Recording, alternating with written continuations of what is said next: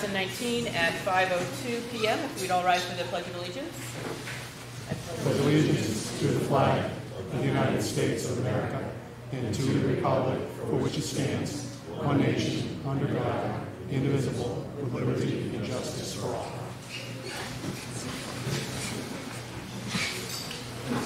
Thank you very much to all of you for coming this evening. Tonight we're going to be holding a public bond hearing on the two bond options that were put forth by the school board previous to this. And so we have a proposed bond, $9,796,692 bond issue to finance an addition and office renovation at Harold Martin School, deferred maintenance and basic safety and security and accessibility improvements at all three school buildings, and the renovation of the science classrooms at the Hopkinton Middle and High Schools. I'd like to open that hearing at this point in time. So the process is that Jay Burgess, who is with us again tonight, thank you very much, Jay, is going to provide some quick detail on that bond option, and then we'll ask for feedback from the community. After we're finished with that, we will close that hearing, and then we will reopen for the second bond option that Jim will be presenting very briefly, and we'll take feedback on that one, and then we'll close that hearing when we're done. Anything further you want to add? Perfect. Excellent. So at this point, I'd like to turn it over right now to Jay to walk us quickly through the first bond option. Great, thank you. Just to have a step back on the process that we followed to get to this point. The original project that was $29 million that was developed last year was pared back over the summer.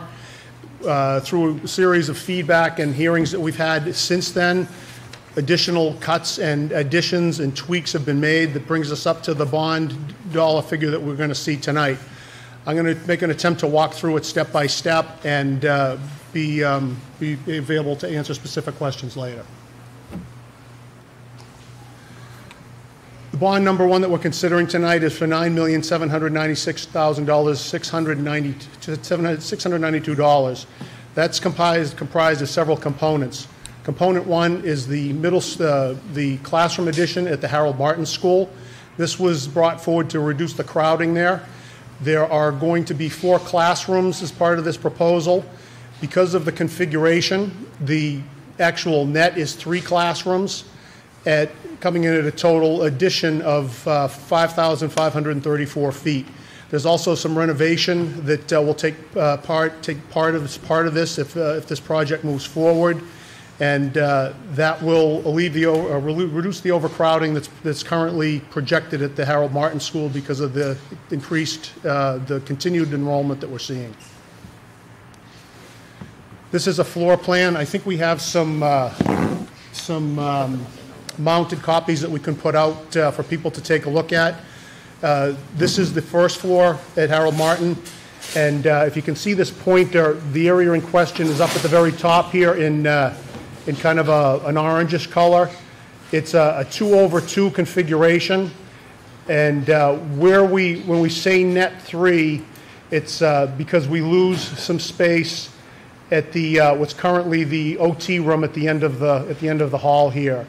One of the other components of this is an increase in the office, the administration space. It's currently where Principal Carrozza is situated down at what's currently the main entry area. We've included some additional funding to increase that area, which will creep into one of the kindergarten classrooms. Second floor. Again, this is these 2 areas in orange are over the top of the classes that are on the first floor. So 4 additional classrooms. We lose a little space to make this all work out with the hallways and corridors and the circulation areas, but that gets us the 4 classrooms that are being proposed as part of this bond. This is the $250,000 that would take to increase the size of the administration area to include more nursing area and reconfigure that to a little bit more of effective administration area. Second part of this is the middle high school science lab renovation. This was raised as a concern by NEASC on pretty much all of their recent reporting. The last major renovation that was done over 40 years ago updated that space, but it's showing wear and tear. This comes in at a little under $2 million. That would renovate the labs to bring them up to, I would say, more of a state-of-the-art sort of laboratory space. The photograph here is a facsimile of some of the work that was done at Biddeford, Maine High School. This is similar to the look that we would hope to get from the renovated science labs. It would include 2 fume hoods, all of the redo the piping and the utilities that come in there, in addition to general finishes, floors, ceiling tiles, things like that.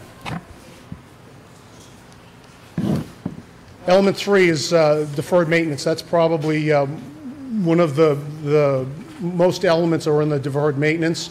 It breaks down by school, as you can see there. Bulk of the money goes to the middle high school to cover a fairly long list of items that were identified when we put the original report together. I believe in the handouts there's details of what's there. So again, individual line items for things that we hope to address as part of the deferred maintenance program. $2.7 million. Last element is basic safety and security. That addresses, again, some of the items that we found when we did the initial report. The dollar figures are right there, and the line items are noted in the reporting that's in circulation. Most of these, the biggest part of this basic safety and security involves the renovation of the restrooms to make them ADA compliant. $1.6 million. Total for this first budget, this first bond would be, we'll go through this, excuse me. This is some calculations on what the bond payment would be. Roughly $1.15 per thousand. And that gets us back to the original $9.7 million.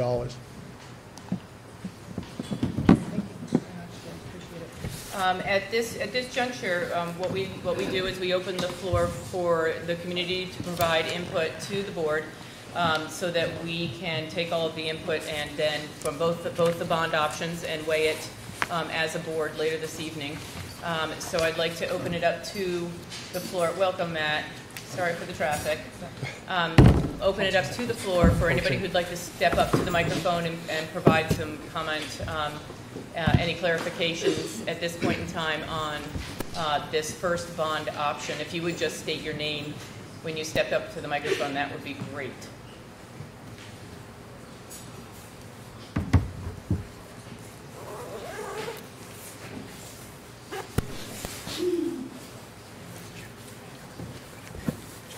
Hi, I am Mary Christine. I live on Pennacook Road.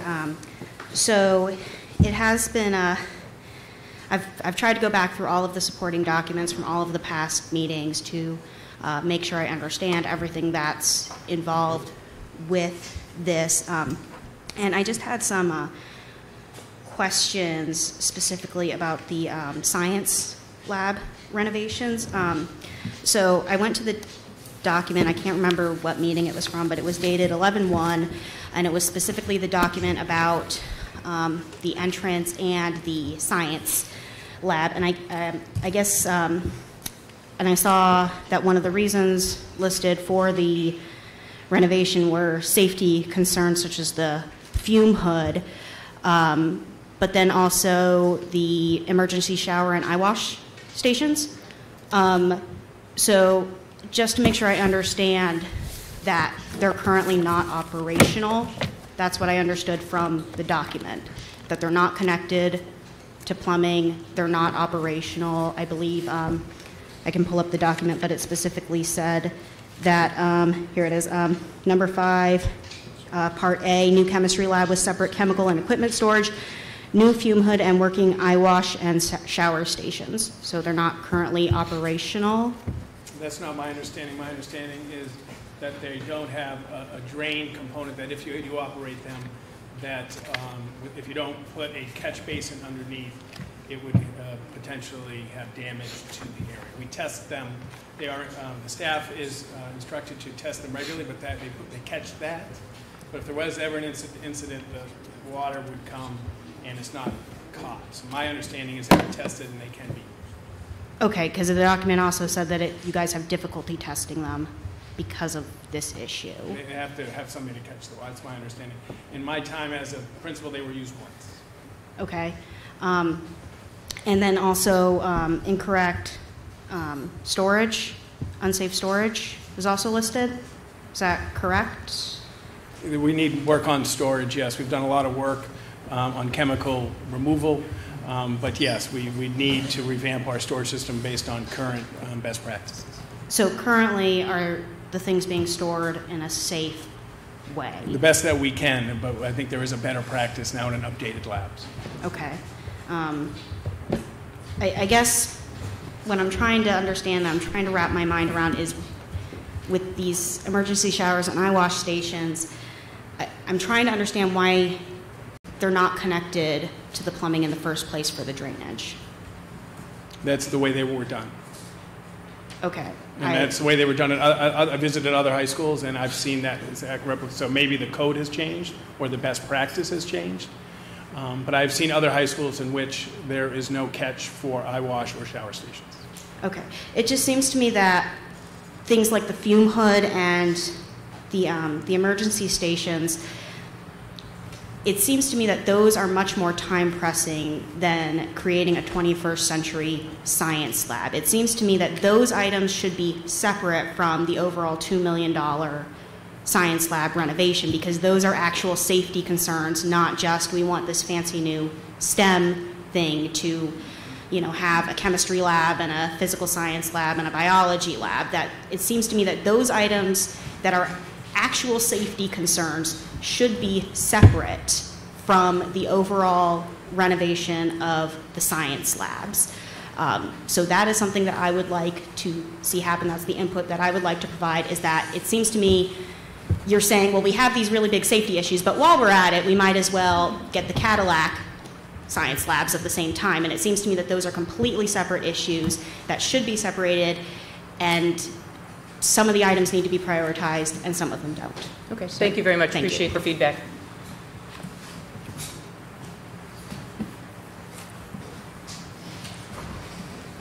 Good evening. Stephen Reddy, 260 Kearsarge Avenue.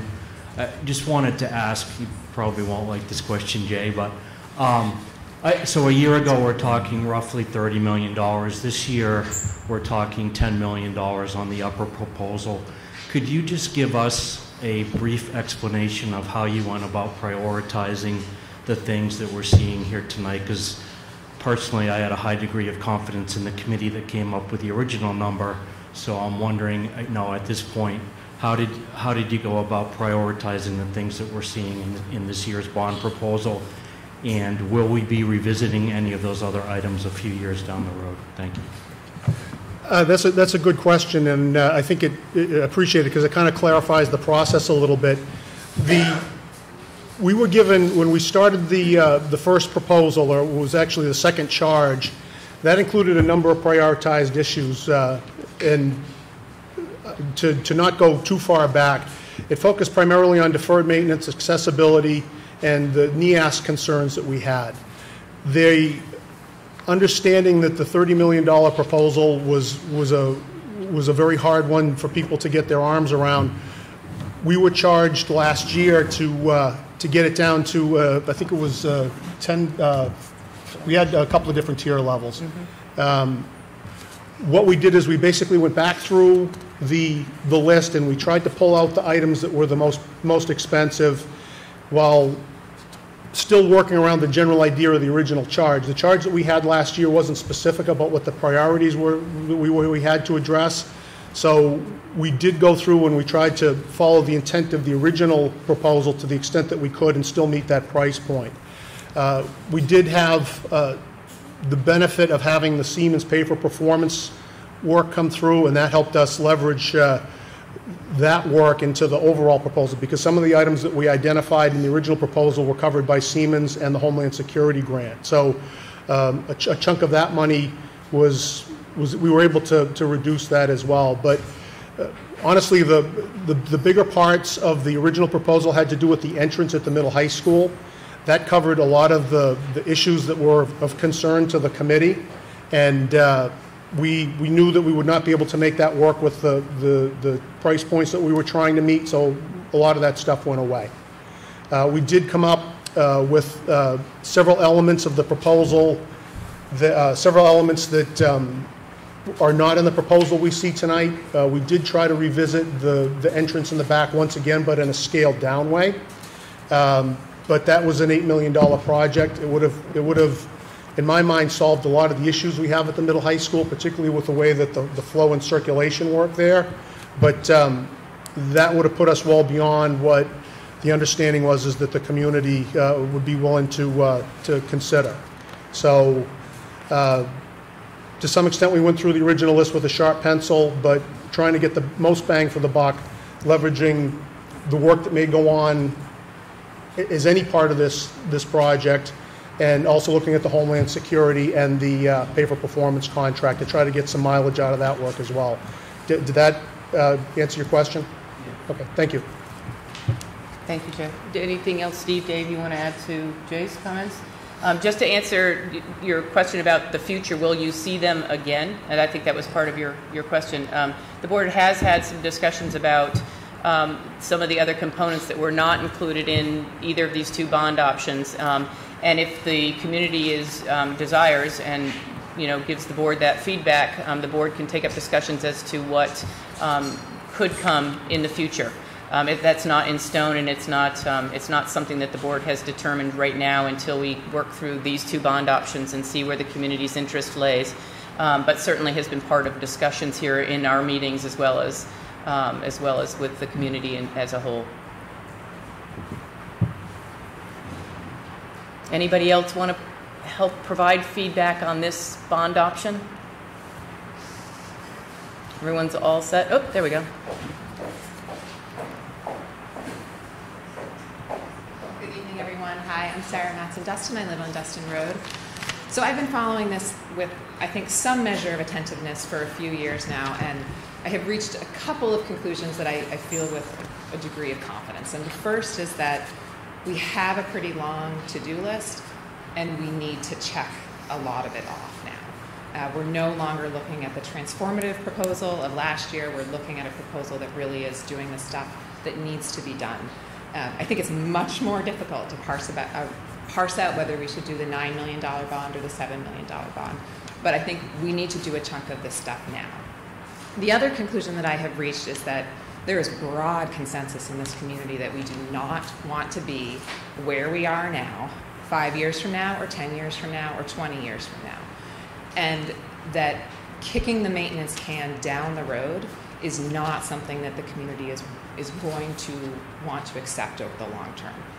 So I am concerned if we don't get a big chunk of this stuff checked off now, that we are going to put ourselves in a position of, via each year's operating budget, not only having to catch up on a lot of things that we needed to be doing all along, but that we will also have an increased appetite to be doing the everyday things that are going to continue to pile up. It's not like we do $7 million worth of work and then there's not some maintenance that just accrues during 2019 and 2020.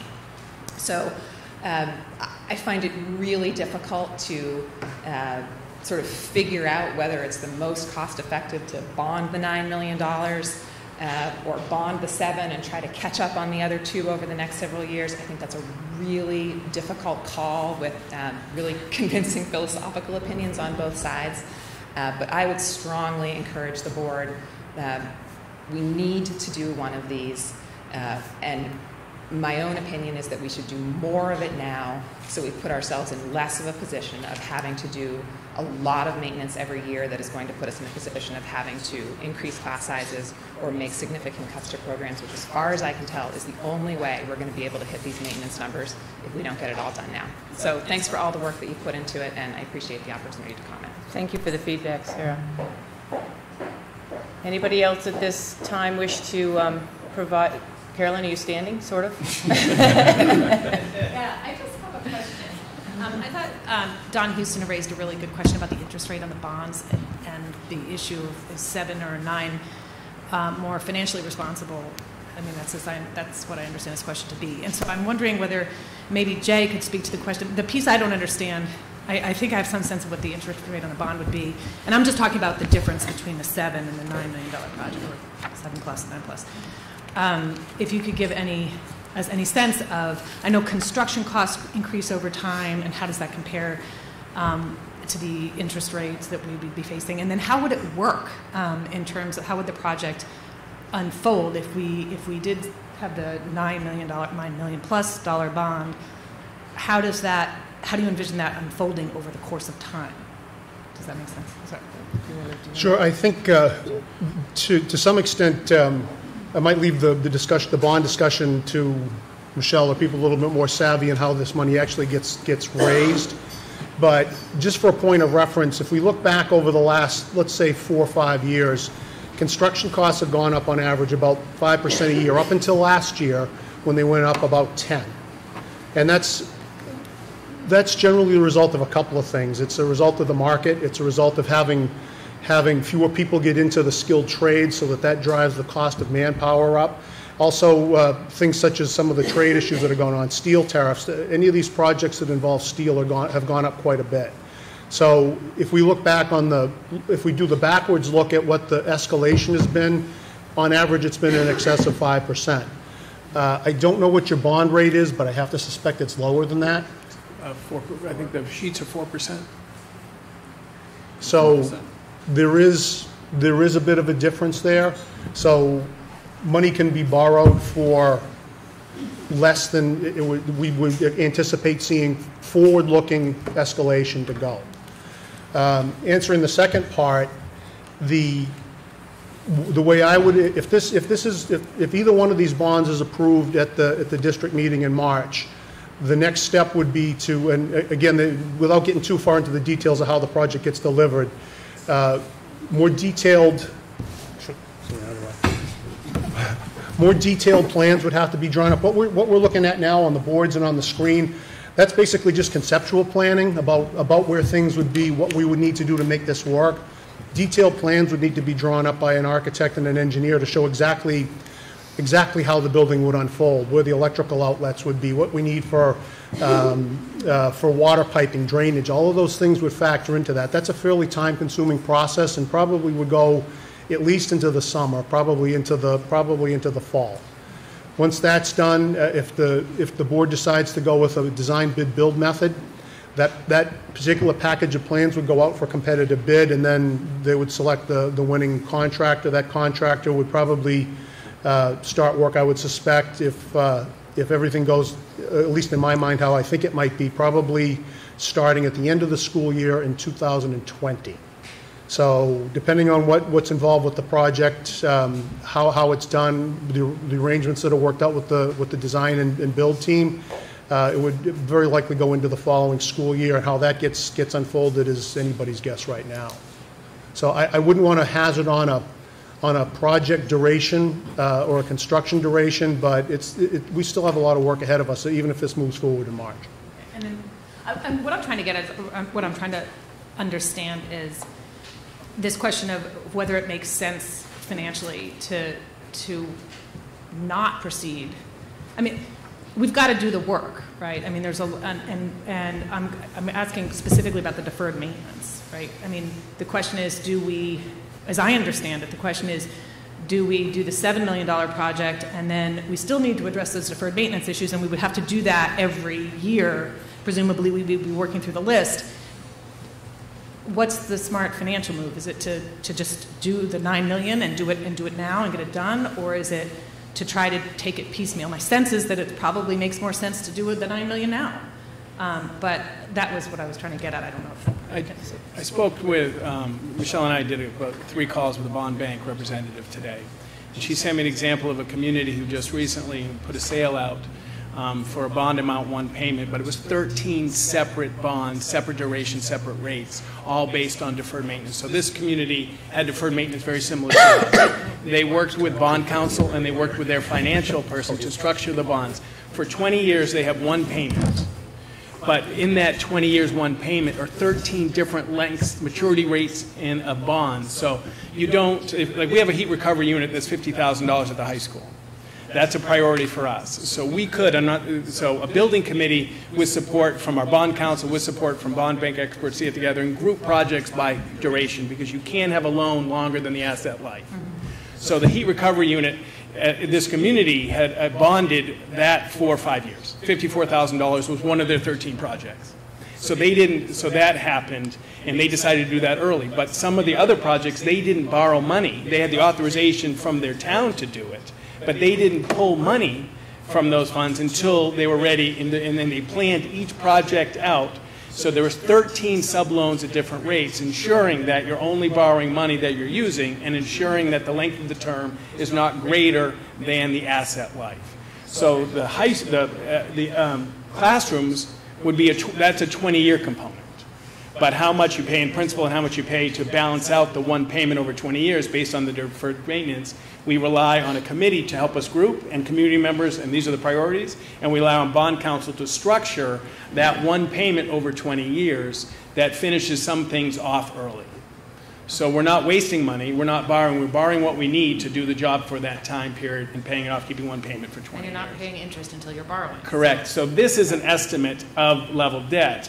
But that is worked through lots of work, and it doesn't have to be the bond bank. That just happens to be one who provides great service to us.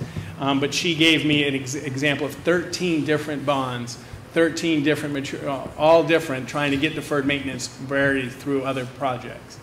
That is the structure that's been explained to me, that you work together with experts and a committee to group and when to pull the trigger, when can you do the work. And we are, because of all this work, we're looking at a sale possibly in January of next year. But one of the things, Michelle has heard loud and clear and really is passionate about, can we do the roofs? Like, we have a summer. And so there is a structure in place called a bond anticipation note that you can have a bridge loan from July to January to take advantage of this one summer and get some of our most needy things done. And then when you have the bond sale, that gets incorporated. So there is a mechanism to start work, not on the plan, we can't plan Harold, but we know what the roof is and we know what the heat recovery, if the committee wanted and the board wanted to tackle that, because summer and school construction is a valuable time, right, because there's no kids around. So there is a structure and a mechanism to do some work early that gets folded into the real bond sale called a bond anticipation note. So really, you're just looking for a commitment from the community to borrow either 9.7 or whatever. Authorization for the board to borrow up to. And then you would go ahead and plan that out according to what you just described. Right, and to be completely frank, I would be we rely on some expert facility people, some expert bond people. I'd certainly be in the room, but it's something I look forward to learning, but it's not something almost verbatim, this is what the bond bank told me. Just to be full transparent. It's not my goal. All right, thank you. Thank you.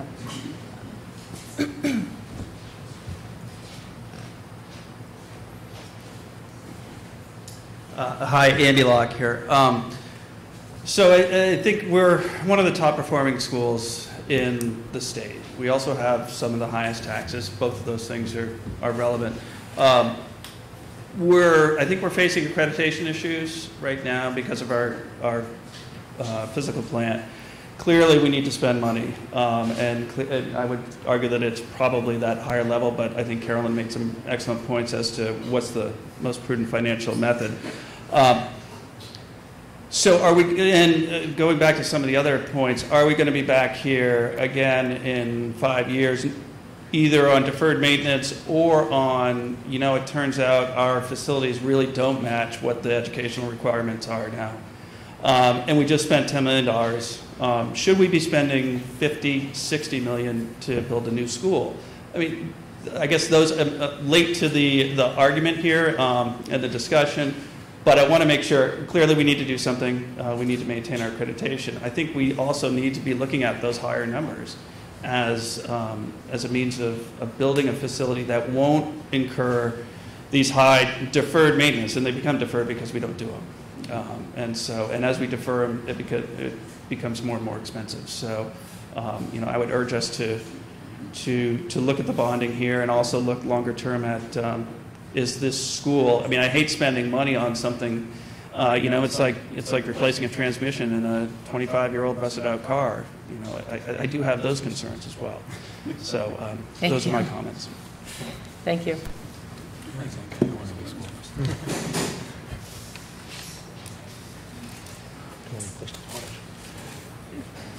I'm Melissa Trafton, Gould Hill Road. First of all, thank you all again.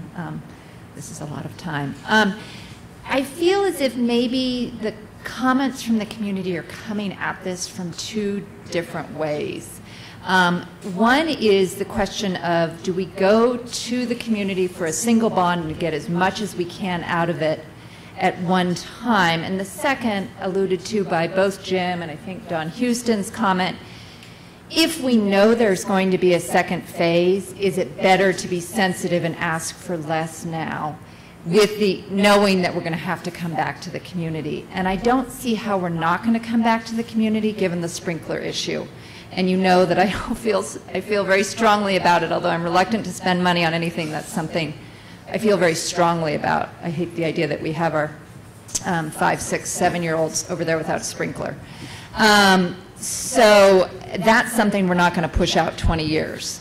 We're going to have to come back to the community for a big ticket item, which is only going to be able to be paid for by a bond.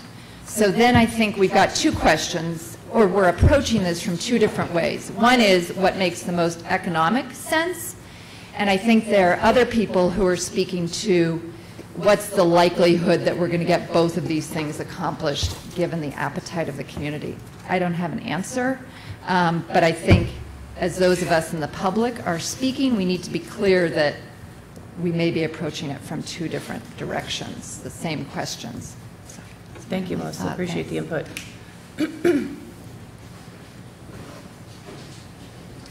Norm Gupel, Little Tukey Road.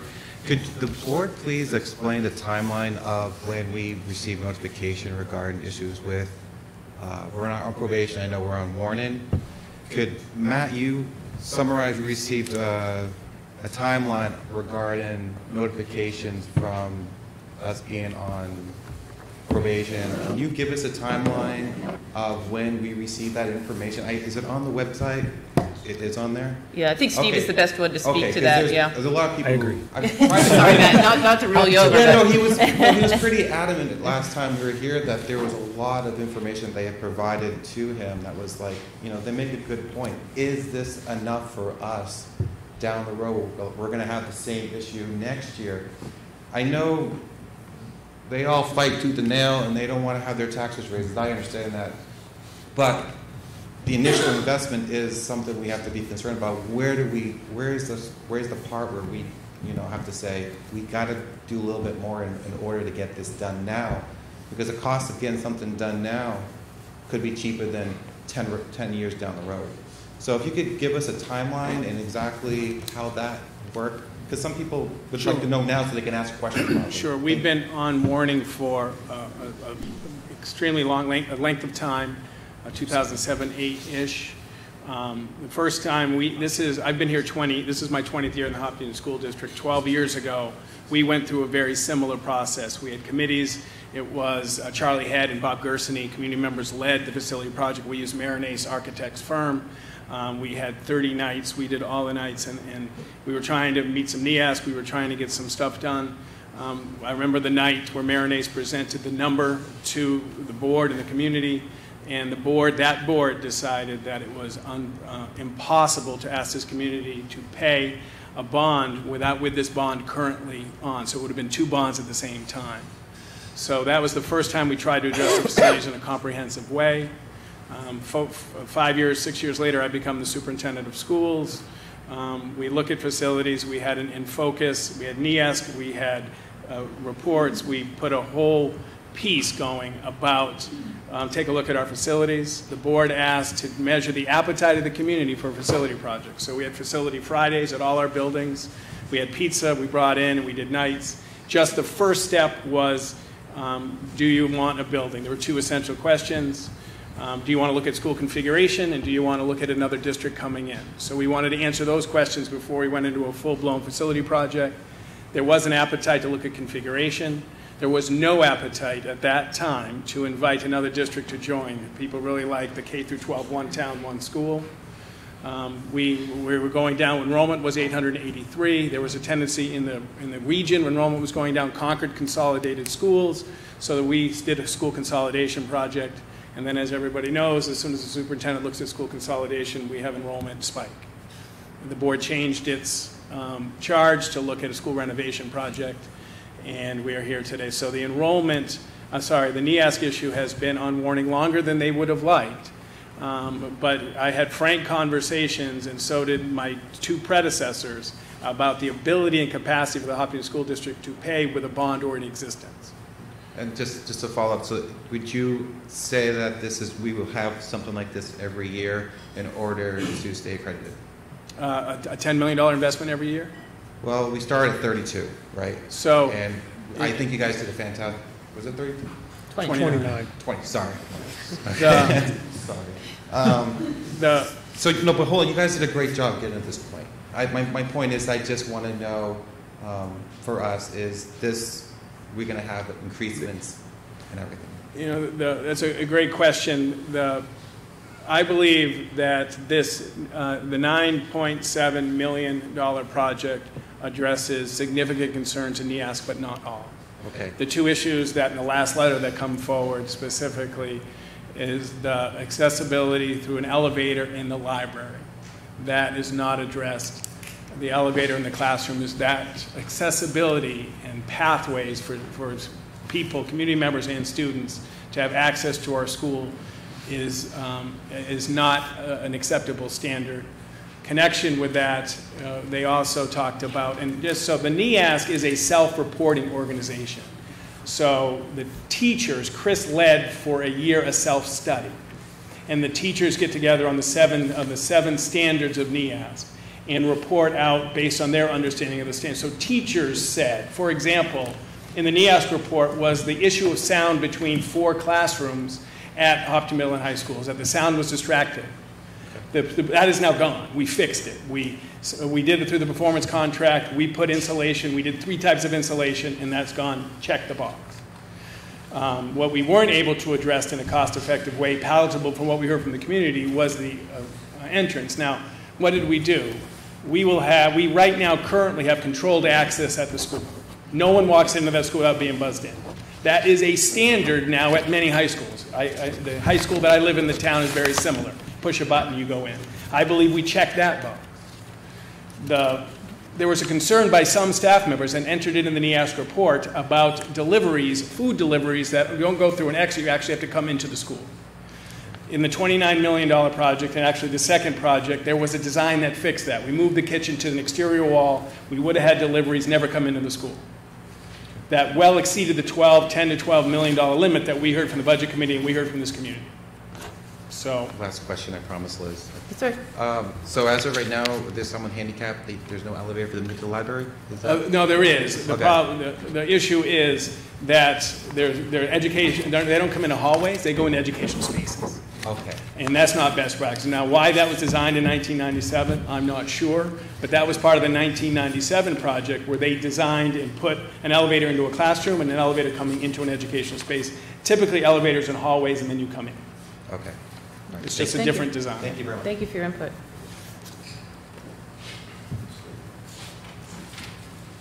Don Houston.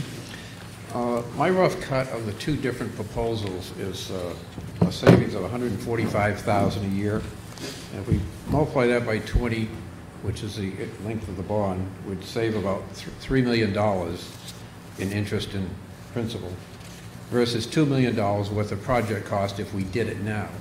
Now, I'm not smart enough to relate those two directly, the present value, the future value of those 2 types of things. But if we went, and neither of these bonds have to go at the rate or at the total cost of what, i.e. the $9 million one could be reduced down between now and town meeting, as could the lesser one. So if we went with the lesser one, or even lower than the 7, to leave us some gap space in our ability to pay, because as one of the ladies just mentioned, we've got the situation at Harold Martin with the sprinkler system, and maybe there's another project that comes up in the next 20 years that we want to really address versus jumping on it right now. It would give us a little capacity based on those various numbers. I'm not sure where I'm coming out on this thing. It's just a thought. Thank you. Great, thank you. And as soon as we get through this, we will close this particular bond option hearing, and we'll open the bond hearing option number 2, and discussion can and will continue. So if anybody has anything else they'd like to provide input on the $9 million option 1, feel free to step up. Otherwise, I'll close this portion and we'll reopen it, and Jim will share with us the bond option number 2. Any more feedback on bond option number 1 at this time? Great. Then I'd like to just close this hearing at 5:42, and we will reopen immediately for the second bond option and a little bit of technical change, and I will turn it over to Jim to present the option 2. All right, so I'm going to talk about bond option 2, which Steve's already flipped ahead of me where I was. He's staring. So bond option 2 is for a bond of $7,796,692, which, if you were a math major, you would have noticed is exactly $2 million less than the previous bond we just spoke about. So I'm going to skip through pretty quickly the first couple slides, mostly because they are the same items that Jay had just spoken about. So the first 2 items here, first 3 items, which we just went through quickly, so I'll do them quick. So the Harold Martin School edition is the same edition that's in the first bond, which is a $3,271,320 edition, net 3 classrooms with 5,534 square feet. The second piece connected to that is the office renovation at $250,000, and I know there's some schematics floating around for people who came in late can check out. And then the third piece, similar to the previous discussion, is for the science lab renovation, which is a little less than $2 million at $1.9 million for the science labs in the middle high school.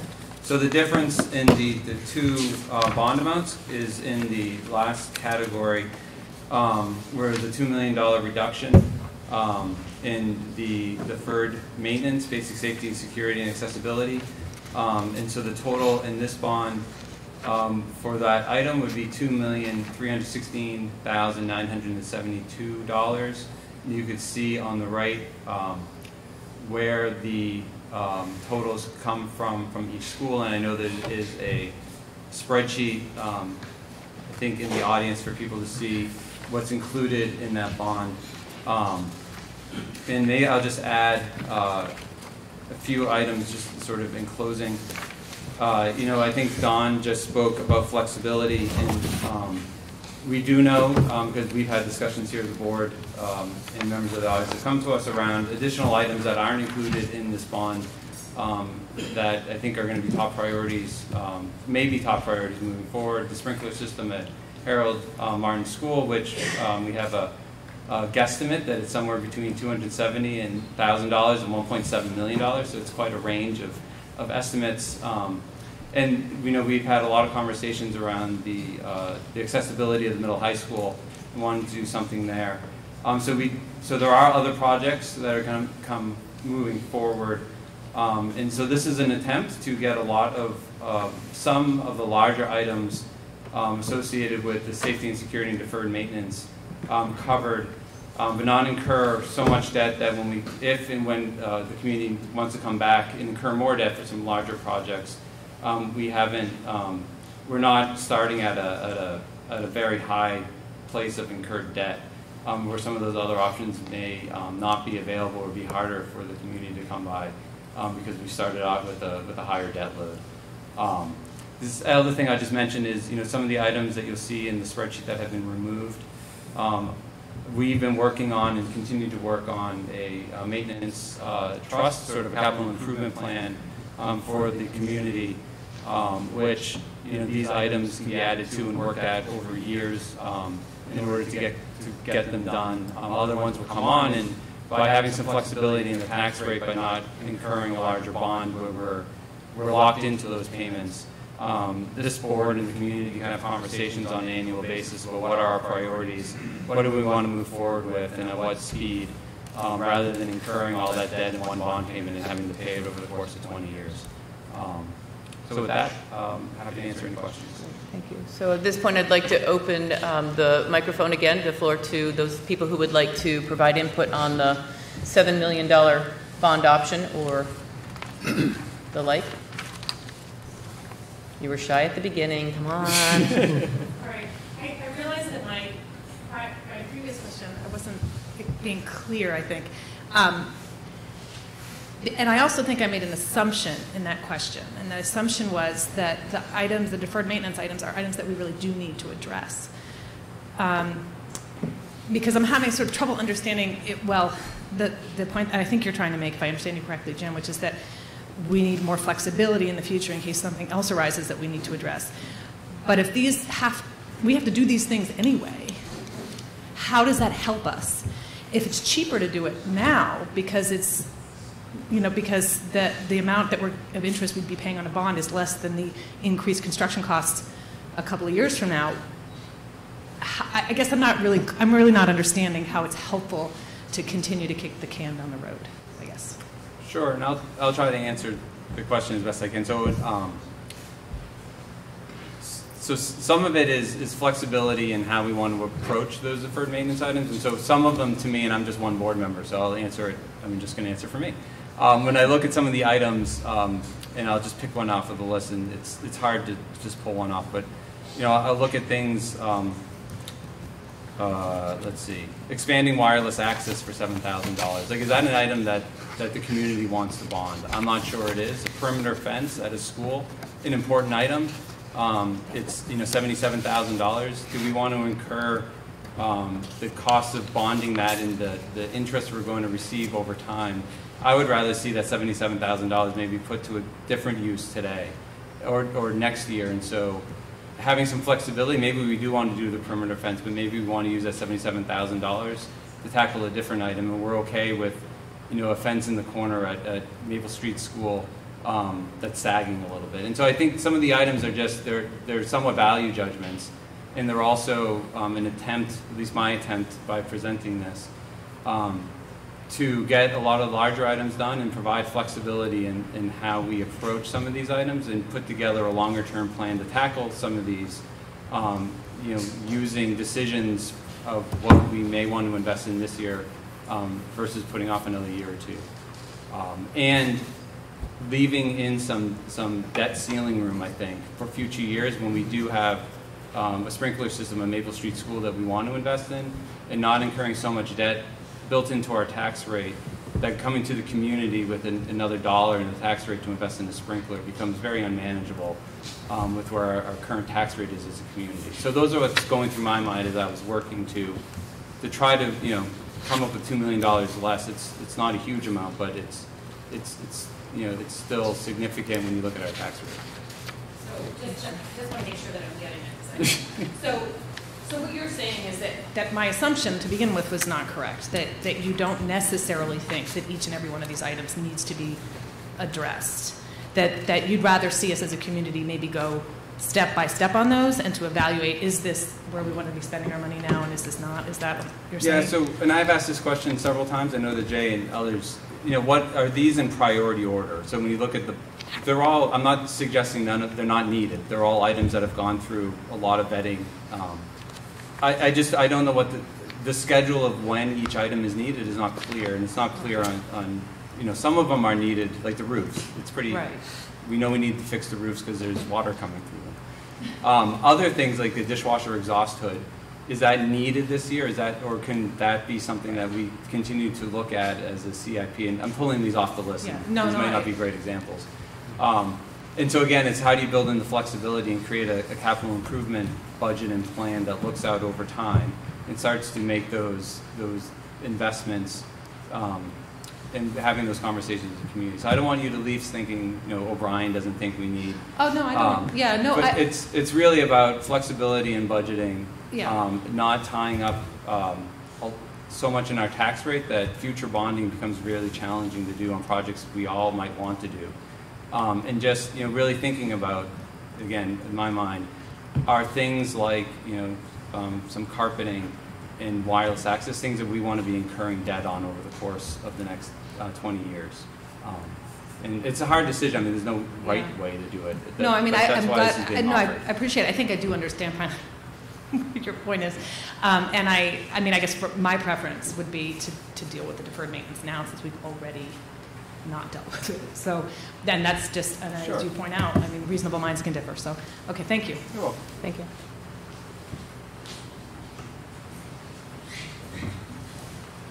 Amanda Gilman.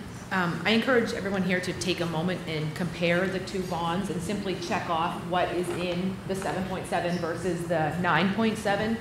As Jim alluded to, the wireless access is part of it. There's a lot of things in there that, as he said, are judgment calls, but perhaps we can use judgment in how we judiciously approach them over the next few years. But that being said, I do have a little bit of concern about the NEASC situation. So what part of the 9.7 is not covered, does not address NEASC issues? Excuse me, what is left out? The $9.7 million bond leaves out what in terms of NEASC recommendations? Fixing the elevator in the high school. Right, I believe that's Most the main one, significant. it's the accessibility with the elevator at the high school. Okay. So there is in the 9.71 under the middle high school elevator access through a classroom for $48,000 that was left out of the other one. Any idea what that is? I can answer that. That was an in again, out again, in again, because that is to build on the the top level at the middle high school where the elevator currently goes into a classroom. That reduces the size of that classroom, but allows access to the elevator through basically a dedicated corridor. So in the original plan, that was in, but when we looked at the reconfiguration that was part of the revised plan with the new entry, we didn't need that, so that came back out. But with the revised new entry, round 2 coming out, it went back in. So what you're telling me though is that there is $50,000 to build a little corridor so that when you come out on the top floor of the top floor of the middle high school, you don't have to come into a classroom. Okay, so that is a way of addressing one of those areas, which is lovely. My question is then, how come we didn't look at this to say, what about the library? If you're addressing part of it, and you're able to reduce the size of that classroom, how come we didn't look at this and go back to Harriman and say, wait, community doesn't have an appetite for the big piece, but what about looking at this library? This should have been done 3 months ago. We did. That was the $8 million proposal, which... Without that. I'm saying after that kind of fell by the wayside, and I brought up the issue several times when I got an additional... You went back to Harriman for me and got another, or somebody did, and got the quote of what it would cost to do just that isolated piece of the library and renovation. I believe it was 2.6. It's on the handout from the high school. I think it was $2.6 million. So I kind of feel like we dropped the ball and that we could have actually addressed that with this bond had we not set our sights somewhere else. And we overlooked something very important, yet now here it is again, trying to address a piece of it and put another Band-Aid on it. I don't like the Band-Aid. I think that's how we got here in the first place. I'd agree with you, and that's the risk you take when you start pulling things out.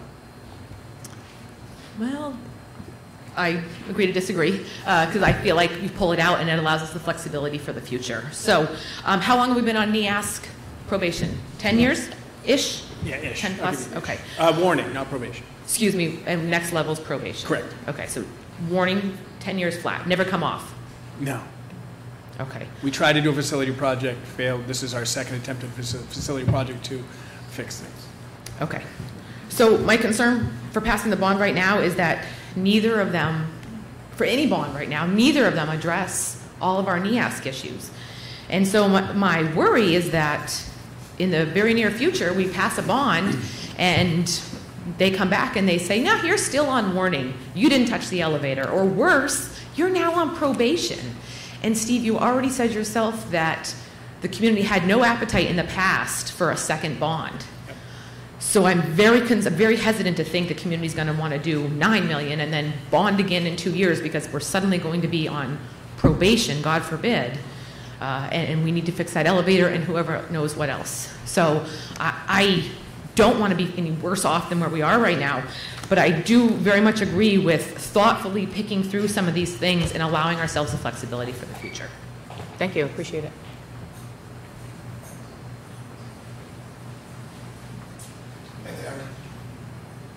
Jonathan Cohen. I live on School Street, but you don't have to treat me any different. What road do you live on? I forget. I just want to thank you for all the hard work that you're all doing. This is a really tricky issue. It strikes me, and I know that people that have been coming to all the meetings won't have questions about this, but a lot of people haven't. So when I look at the blue box here, and I look at what's not in the $7 million bond, $8 million bond, and is in the $9 million, there's 4 big ticket items, the biggest ticket items. There's the toilet room renovations, the showers in the locker room, and the single glazed windows, and then the installation of the elevator. Those are all the 4 biggest ticket items where we separate. And so I thought it might be helpful for people if we could, Steve maybe could talk just a little bit about what these needs are and what why do we need to fix these 4 big ticket items? Because these are a really big difference between these 2 proposed bonds. It might just help people understand a little better, just sort of what we're talking about. And then I had a minor question before you do that, which is I saw on the top the dishwasher exhaust hood, the old electric panels. That only adds up to about $50,000, but presumably that those would need to be replaced because they would be potentially fire hazards for the hood and not? It's just time, right? The facility study that we had pointed to those as replacing those. In the school with no sprinklers yet. Well, they also said sprinklers. Right, but my point is, so this is why it would be an important thing to do, but that's much smaller than those 4 items. Right. So I just think it would be helpful if you could speak to that a little bit, just to educate people about those 4 big ticket items so they can consider those 2 bonds. So that was my only question. Sure. The windows, we hope to gain some efficiency. Again, if you read the 150 report by Harriman, they articulated the time and duration of when you replace them. So I think that is, we would gain efficiency, and it's time to replace those. The toilet rooms at our schools, to be complete, they're not up to standard. They are old. They need to be completely ADA redone. They need, all the furnishings need to be redone. It's just time. It really is a difficult part of our schools. So ADA, just to tease that out, so ADA, so we're talking about accessibility for people. Right, and make sure to be honest, what we'd like to do now is arrange, we all knew, if you go to a modern high school with a toilet room, there isn't a door, right? It's a L shape, so you don't have the complete privacy for, and so how can we redesign and look at these spaces in a modern way, clean, efficient, and kept. So they're clean, but they're just very, very run down as part of our schools. The elevator access, we spoke about that already. The elevator at Jay can speak to the lift at the elevator at Harold, why that needs to be replaced. It's at the end of its life. It's time for a new one. So we did rely on two firms to provide us an estimate about what the condition are, where the priorities are. And we worked really hard to reduce significant projects from that list. But one of the things, like the audio amplification system, is part of accessibility, which is stated in NEADS. Accessibility is not just physical; it's also accessibility to the curriculum, accessible through audio. So that is something we were looking forward to, having every classroom in the entire district FM audio system, so kids could listen and audio process better. But I understand it's a very difficult piece. We've spent a lot of time on trying to figure out how to do the most we can for the least amount of money. Yeah. Okay, thanks very much. Thanks, John.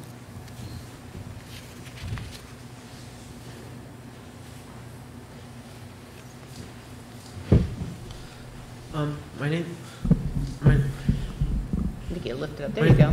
My name is Maxwell Goddard. I'm a freshman at Hopkinton Middle High School. Just to clarify, in the $7 million bond, was one of the things that was cut the toilet room renovations? That is on, yes, that is on the list of items that would not be included in the $7 million bond. That is correct. All right.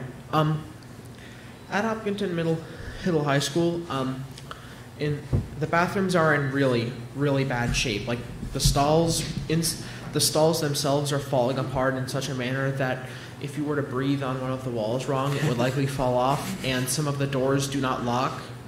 On top of that, there is some graffiti on the walls. Someone wrote F Hopkinton into the paint, and by into the paint, I mean that they literally scratched it into the paint in such a way that they must have done it with a knife or a pen. However, it looks like the $2 million science lab is still in the bond. Frankly, I think I'd much rather have the toilet doors locking than fancy tables in the science lab. Thank you. Great, thank you for your feedback.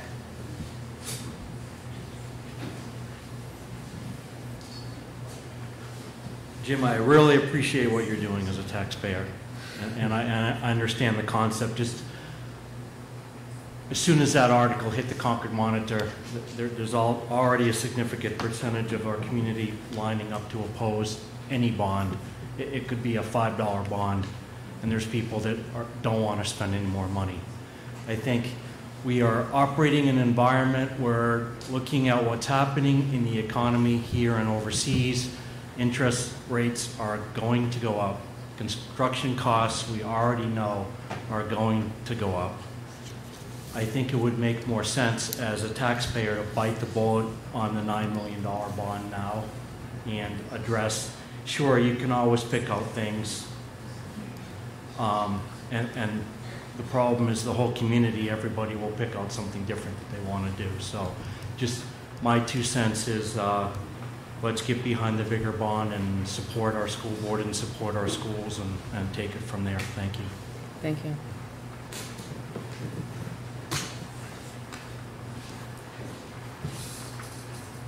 Evening, Mark Zankel.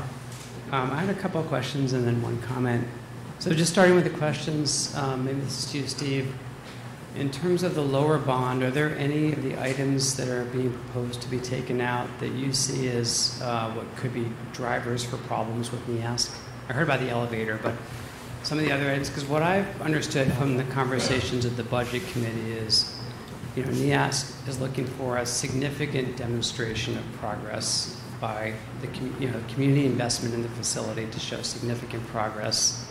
They understand we may not check off everything, but we need to make significant progress. And so I'm just curious if there's any of those that are on the lower bond that you see as could undermine their view of whether we're committing to significant progress now. For me, it's the audio amp. So the accrediting body is only at the high school. So that's the only school that deals with accreditation. And I think the one that is specifically, the showers in the locker rooms were addressed in the NEASC report, and audio amplification system speaks to accessibility. I would very much like to have Chris Kelly, the building principal, write in March a special progress report that the school has provided an FM system for every single classroom in the district and has addressed science and has addressed the locker rooms, and we're looking at a plan to take a look at more accessibility.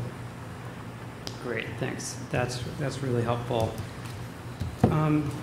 So the other question I had, it's not really on the lower bond, so I apologize if this is going back a few steps, but I'm sure the board talked, the Harold Martin classrooms is such a big ticket item, and I'm sure you had conversations in the facility committee too about comparing the value of investing that amount in fixed infrastructure versus temporary or portable classrooms, knowing that that's not, there are costs of that as well. But can you just talk a little bit about that, because $3.x million versus a few $100,000 is such a big difference, and I think it's just helpful to understand what were the drivers in the decision to include that in both bonds. I think there was a good conversation 2 weeks ago about the benefit. Well, let's say the benefits, but the different takes on a portable classroom versus constructed classrooms, and the high points of that and feel free to jump in at any time. The high points is that there's no indication that the enrollment is going to reduce in the next few years. I think there was a 5-year, was it a 5-year lease time on those classrooms? I think so. So there would be a decision that would need to be made within the next 5 years about what the long-term prospects of those classrooms were. So let's go scenario one where the enrollment does start to go down, and there's not the need for the classrooms as urgently as it is now. I think we can speak to the fact that there's still, even if there's a reduction in class sizes in the next few years, you'll see that group of that group of peers move forward class by class until they've completely left the building. So for some time there will be a need for classroom space at Harold Martin School. The clock will be ticking when the portable classrooms are broken or brought in, but there'll still be a gap between when that happens and they really won't be needed. Also, it would address some of the issues with the music and the art that are now in different spots within the building. So, yes, I think it's an alternative. The concern that I would have is it the best use of the money? If we take and we buy or have a long-term lease with the classrooms and we still need the space in 5 years, people could look back and say, why didn't you do it in 2019? Conversely, if enrollment goes down against currently what's projected, but if enrollment does go down, it could be the best decision we ever made. So there are two ways to look at that. A lot of it comes down to how you look going forward, what we think the enrollment will be. The enrollment projections that have been developed over the last few years have been fairly accurate, and they show a continued growth or a steady group of enrollment going forward for at least the next 4 or 5 years, I think. Did I adequately cover that? I think you did great.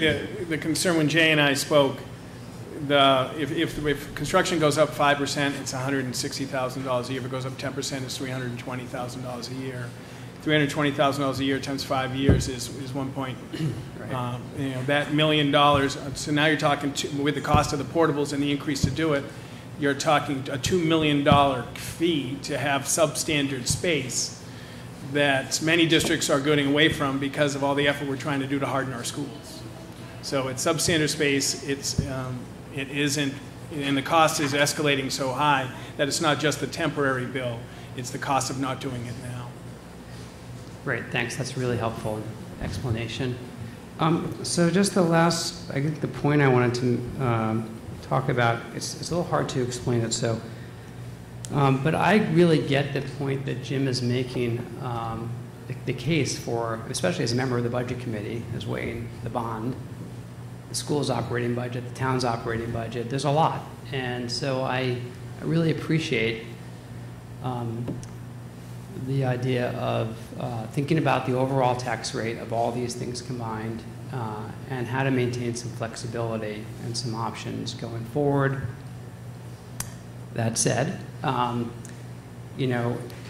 there are things in this blue box or gray box that do seem like they're readily doable through annual appropriations in a CIP, and some of the examples that you gave. And there are others, like the items that Jonathan was talking about, these big ticket items that are $200,000 and $300,000 that don't seem to me, they seem a much bigger stretch to envision that we're going to take care of through annual appropriations and a CIP. The difference on the bond payments, as Don pointed out, is about $150,000 a year. So to do $2 million worth of things that we're not going to do now at $150,000 a year is going to take us 14 years if the prices all stayed the same, which they're not going to. So I think that, I guess if whatever decision you make, I don't think we should make a decision at a lower bond expecting that we're going to do all these things. I think we're making a choice that we're not going to do some of these things. And that may be a reasonable choice to make because we have to make, sometimes we have to make hard choices in our community. But I don't think we should make a decision at a lower bond expecting that we are going to do all these things through annual appropriations in a CIP process. Thanks, Mark. Appreciate it.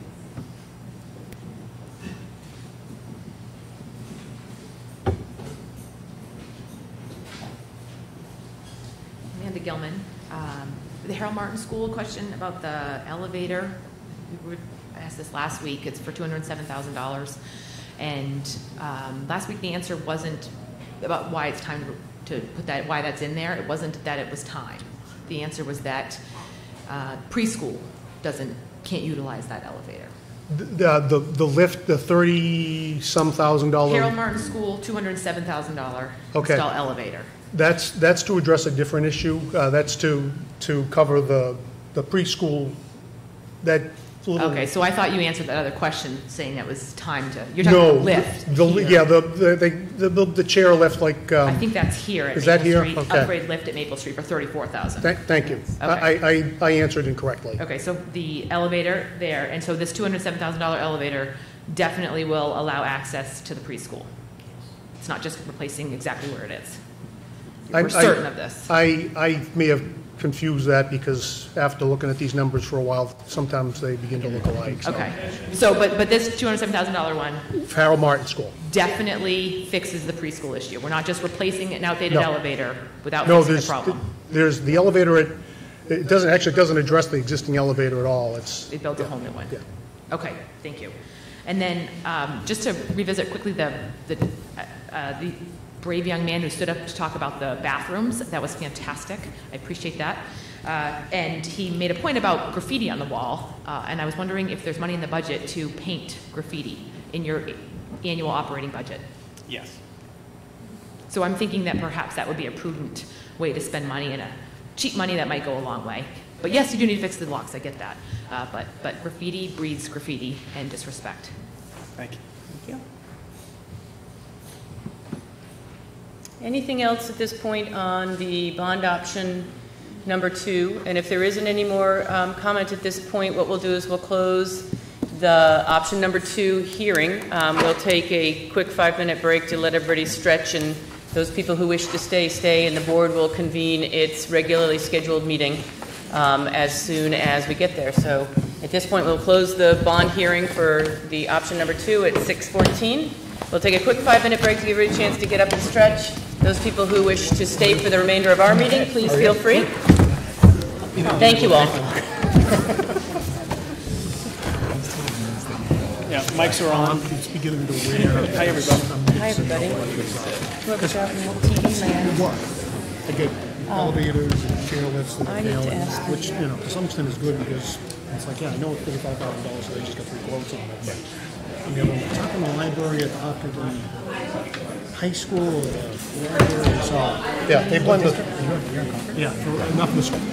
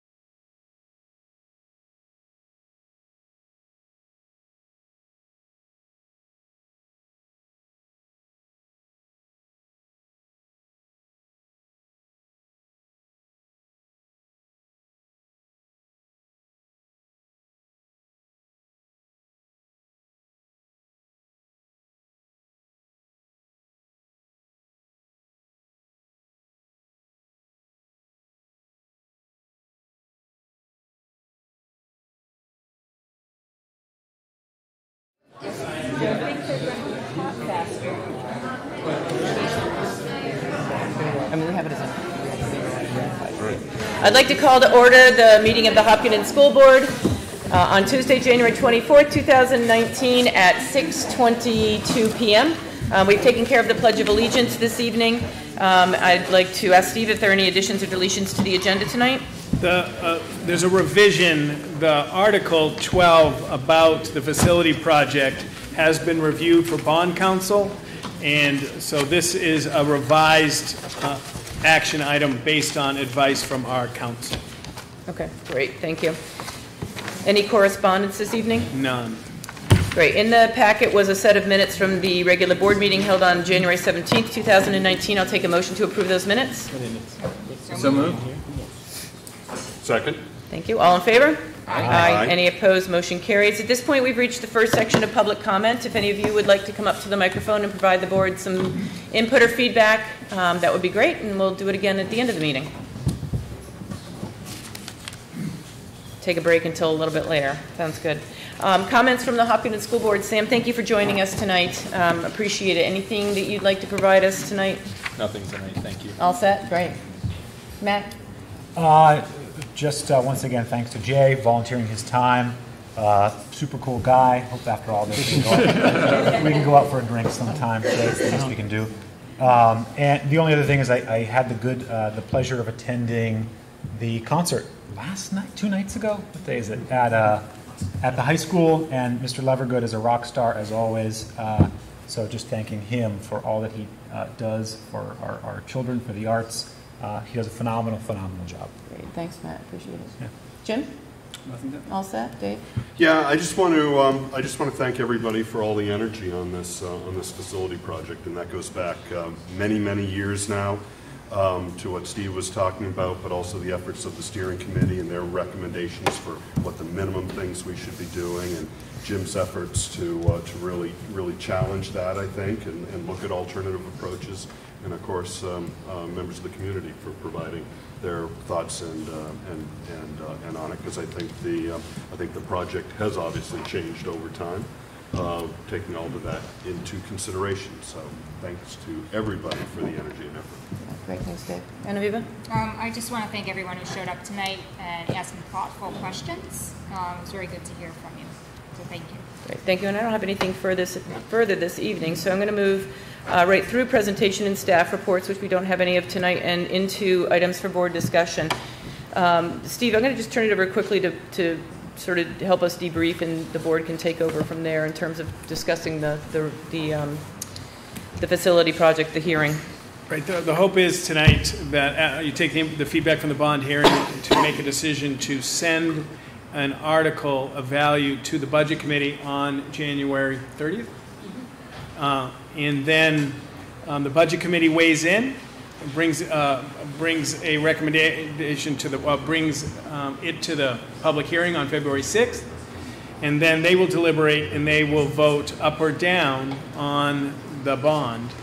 The school board, if the budget committee does not support the bond, the school board still has an opportunity at the meeting on February 7th to change the language in the article, which is full warns that the budget committee did not support it. So tonight is an opportunity for the board to discuss what you've heard and take an action item which supports bringing a value to the budget committee next week.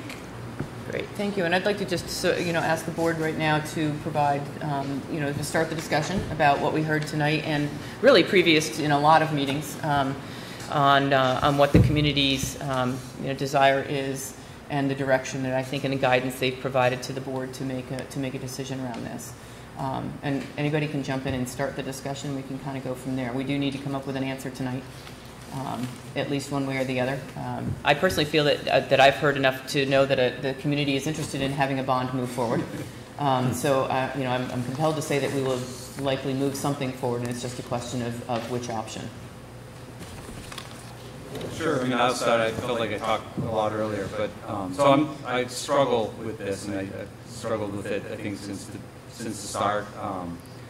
And so I guess, part of our process tonight is we have 2 options in front of us, and we can't change those options. So we have the 9.7 and the 7.7. What I heard, which I think was compelling, is that some of the items that are on the blue list on the lower bond amount are items that there's total value in them. So I don't want to say there's not value in them. There is value. I continue to believe that some of the items in the blue box, not that they don't have value, but to me they don't have a value to bond, and there's alternate ways to get there. So I was stuck because if we could tonight reduce the $9 million bond by some other amount and include some of these other items, I would be inclined to maybe think about that. But I'm still stuck with, I guess, where I was when I began, which is, if all things go through, if our budget went through, our operating budget, if our contingency goes through and the larger bond, we're going to be, asking the community to pony up, more than an 11 or 12% increase to the school portion of the tax rate, which is a lot. And being part of the budget committee, hearing the discussions there, my other evening job on the select board, I get to hear a lot about the impact the taxes have, and I'm not placing it all on the school. I mean, we have great schools with real needs. I'm just mindful of where we are, the maintenance of our facilities, which is going to be an ongoing issue, and the needs of our student population, which isn't going to go away. So we're going to continue to have these conversations about tax rate needs of both the town and the schools. And I just struggle with, in a couple of years or a year from now, we come back for another bond. The appetite to move forward with future projects is really tough, and I'm just very sensitive to how much debt we can incur and we want to incur today. So I guess my mind is around the lower bond amount, hoping that future boards will look at these items and make value judgments or decisions about vehicle barriers. We have a maintenance trust which we add money to, and even with our plan that we put into a budget, there's still $230,000 or $240,000 after. If we spent everything that we put in for the 20 budget, we'd still have $230,000 in the maintenance fund trust, which again, I feel we should be putting to use in some of these projects. So I heard like the FM accessibility, I'm getting the words wrong, the audio amplification devices. But those are items that I think we could prioritize, and those are a great need for NEASC. We have funding available to us in a maintenance trust account, even after we expend the 2020 budget of $200,000 that we can make that a priority and move forward with. So I'm feeling that for the flexibility reasons, that I'm not comfortable as a taxpayer. I feel less comfortable bonding for long term some of the items on this list. I would move with the lower bond amount, and work over the next couple of years, and the school board should work over the next couple of years to come up with a CIP plan, and really prioritize our facility investments. I think they've been less of a priority over the past several years as we've been working on, or as the school board's been working on, the facility project. And I just think we need to be serious about the community and focus on facility investments, which may mean that other priorities, other items become less of a priority to do so. Jim, just in full transparency, Liz asked that I call Rennell, our bond counsel, and talk about what can be changed tonight. And the spirit of that is it would be inappropriate for the board to go like an $8 million up that wasn't warned. But she certainly said that if the community came in and said, well, $1 million for something that was within reason of the warned amount that she felt that would be supported. And so if you wanted to go, I'm not trying to muck up the muck, but in full transparency, the 7.8 and the 9.8 were warned, picking something reasonable that I believe would be supported by council. Just to make sure I'm transparent in telling what Liz asked me to do. So, yeah, I've got some thoughts on this too. Obviously, going back right to the beginning of this project and the needs that we're facing in the community during a period of significantly declining enrollment that was experienced and still continues to be experienced in a lot of other parts across the state. But originally, when the school board charged when the board charged the facilities committee to form and to present a project, it was done so with consolidation of schools in mind due to lower enrollment.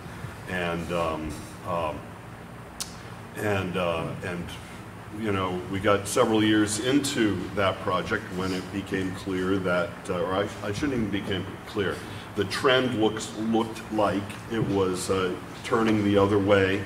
And I distinctly remember going into Mr. Chamberlain's office and saying, "Whoa, Steve, this looks like we're going in the wrong direction, because I don't see investing $20 million or $30 million into a school consolidation project and eliminating 9 classrooms, and then finding out that we've got growing enrollment and that we've got to bring a bunch of portables to bear or take on an additional project." So Steve goes, "Yeah, we gotta do something. Let's talk about this at the board." So we did that, and the board very shortly thereafter revised its charge to the facility committee to say, "Look, now the trend indicates growing enrollment. Let's go back to looking at a 3-school building configuration, and what can you do to address the enrollment issues, the NEASC issues, and safety, security, and accessibility issues." And so what the steering committee did at that point was direct its energy not towards recommending one single Omni project, but a number of different scopes to address enrollment.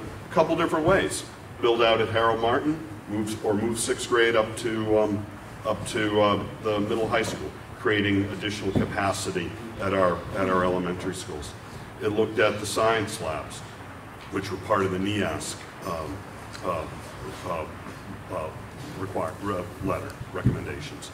It looked at safety, security, and accessibility, and actually broke it into 2 parts: a minimum part and then a more comprehensive one that would have included elevator access into hallways at all levels at the high school. I think what ultimately came forward from the engineering firm was an entry, what they call stair tower, something like that, with an elevator that was sort of integrated in with that. Direct access to the kitchen, as Mr. Chamberlain was talking about. But we also looked at a more minimalist one that we felt, in addition to the academic, such as science labs, recommendations that NEASC wanted us to do, but also safety, security, and accessibility. So a more basic one. So it was actually called basic safety, security, accessibility, and then in the facility committee's evaluation of this, felt that would at least not incur additional hardship with NEASC, and would satisfy them. And and so ultimately, when we did get feedback from the budget committee, and then we solicited greater feedback from the members of the community with a survey after, I think it was last spring, after our meeting. Jay, I think you spoke to that at the meeting, and we got some general guidance in terms of what the community might be able to take on in terms of a bond project. We then took a look at what the facility committee had broken down and what we could do again, the school board gave the steering committee a revised charge, the 3rd charge in probably 5 years, 6 years,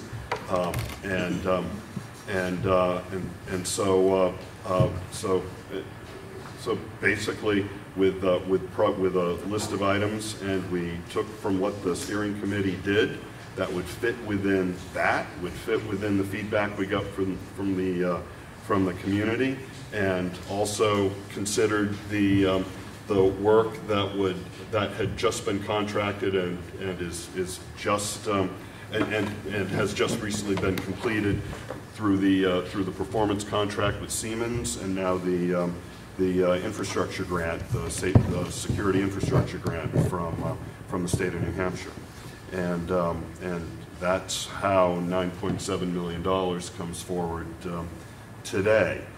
I definitely think that Jim's work to take a look at, particular items that were part of that basic safety, security, accessibility, NEASC recommendation from the steering committee, and take those out is a worthwhile effort. But I think it's really a strong departure from what the facility committee recommended as a basic way forward.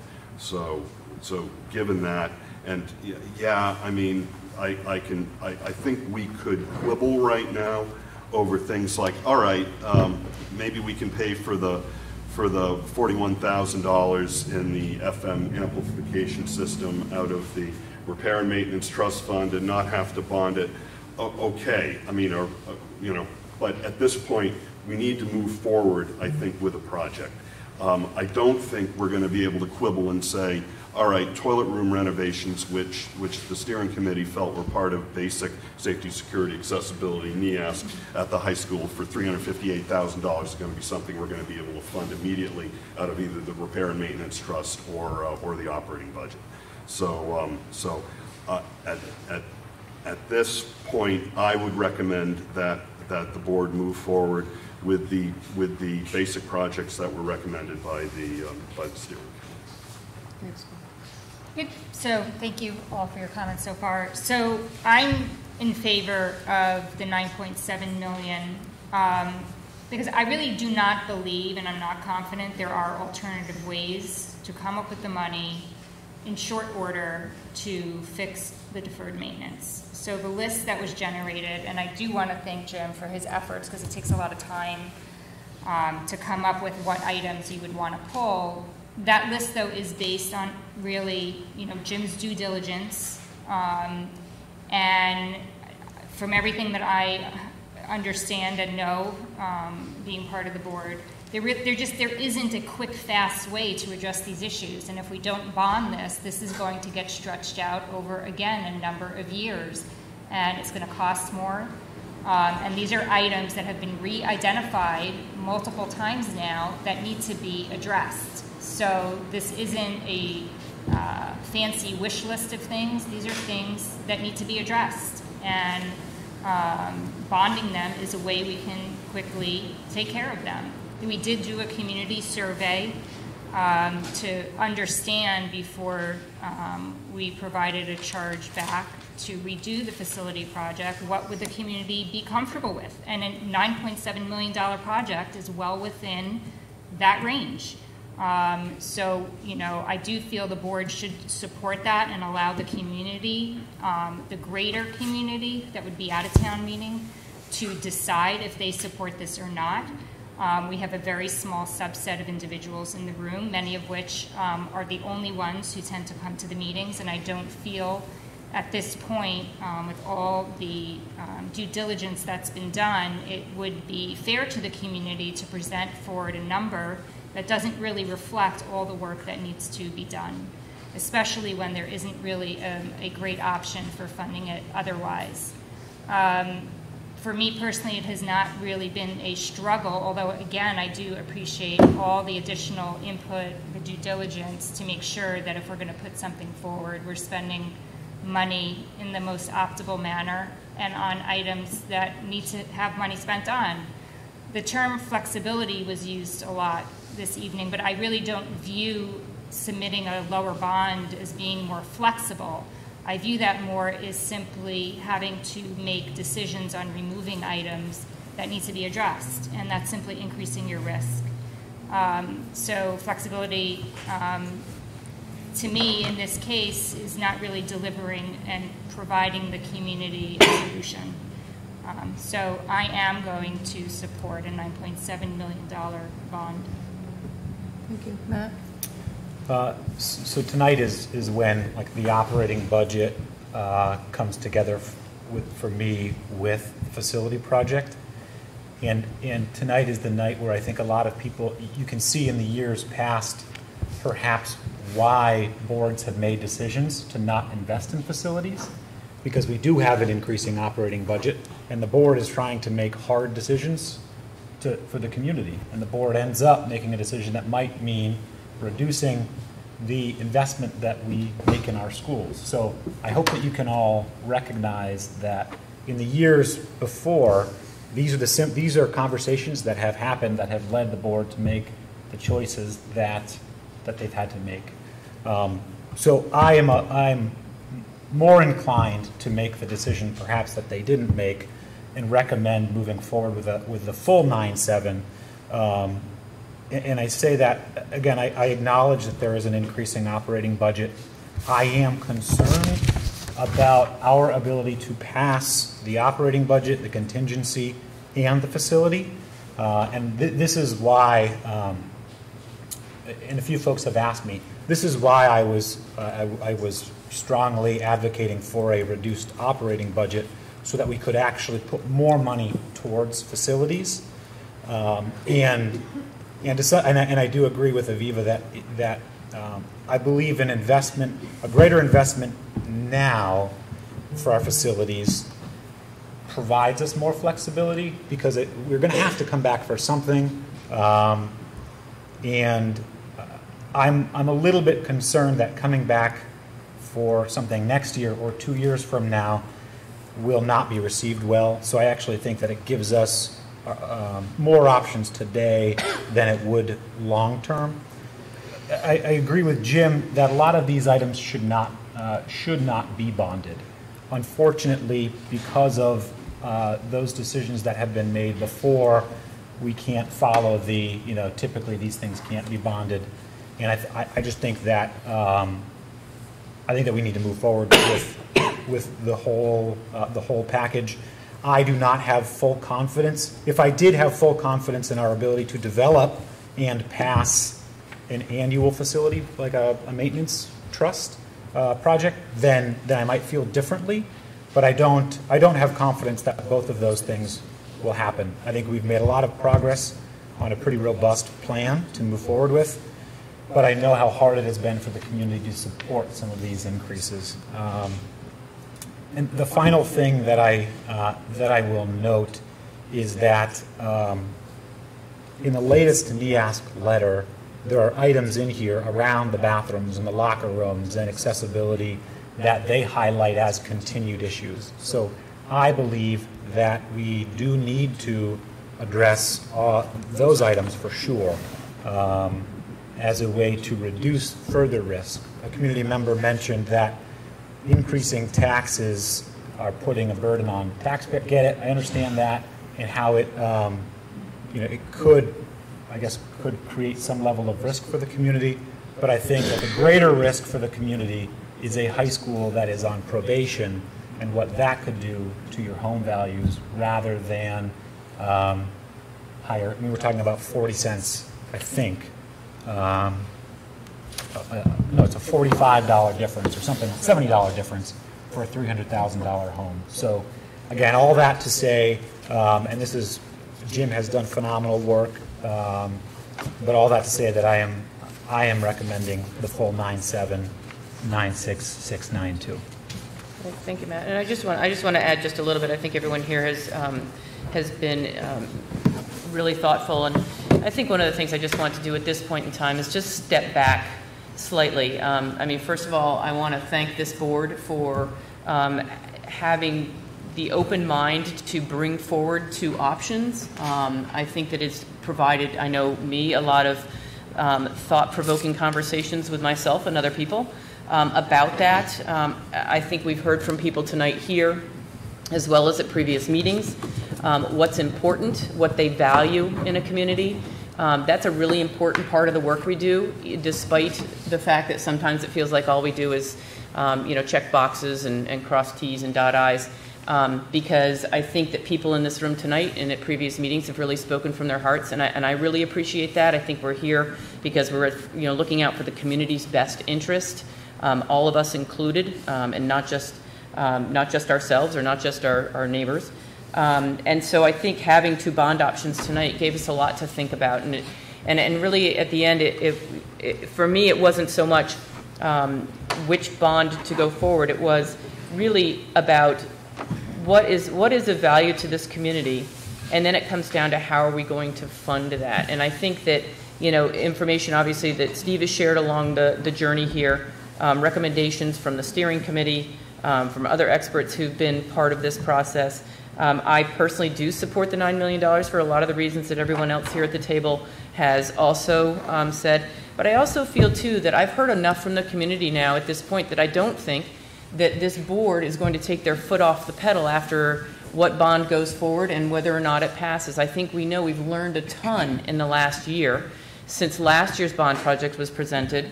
I think we've all grown personally and professionally around this, and I think that this board recognizes that there are still some things that are of value to this community that maybe we haven't been able to include in this particular presentation, but that is of value, and that we will continue to talk with the community and openly figure out how we're going to get those things done, because it is of value to this community and how we're going to be able to pay for them. And I appreciate it. That's an openness. Sometimes it's hard. And, you know, I wasn't around when, you know, the idea of a second bond was being proposed. That was before my time. But I think we're also further down the road, and I think that we're seeing other districts, you know, in other areas and what they're doing, and we're seeing, you know, creative ways to approach, whether it's repair and maintenance trust. I think a lot of work that's been done is just the beginning of what we're going to be doing and how we're going to be addressing that and approaching that. So I think that just as a whole, this whole process this year has been very different than last year. And I have to say that the work that I think is in this particular project is very meaningful to this community. We've heard that from you guys, and I appreciate that.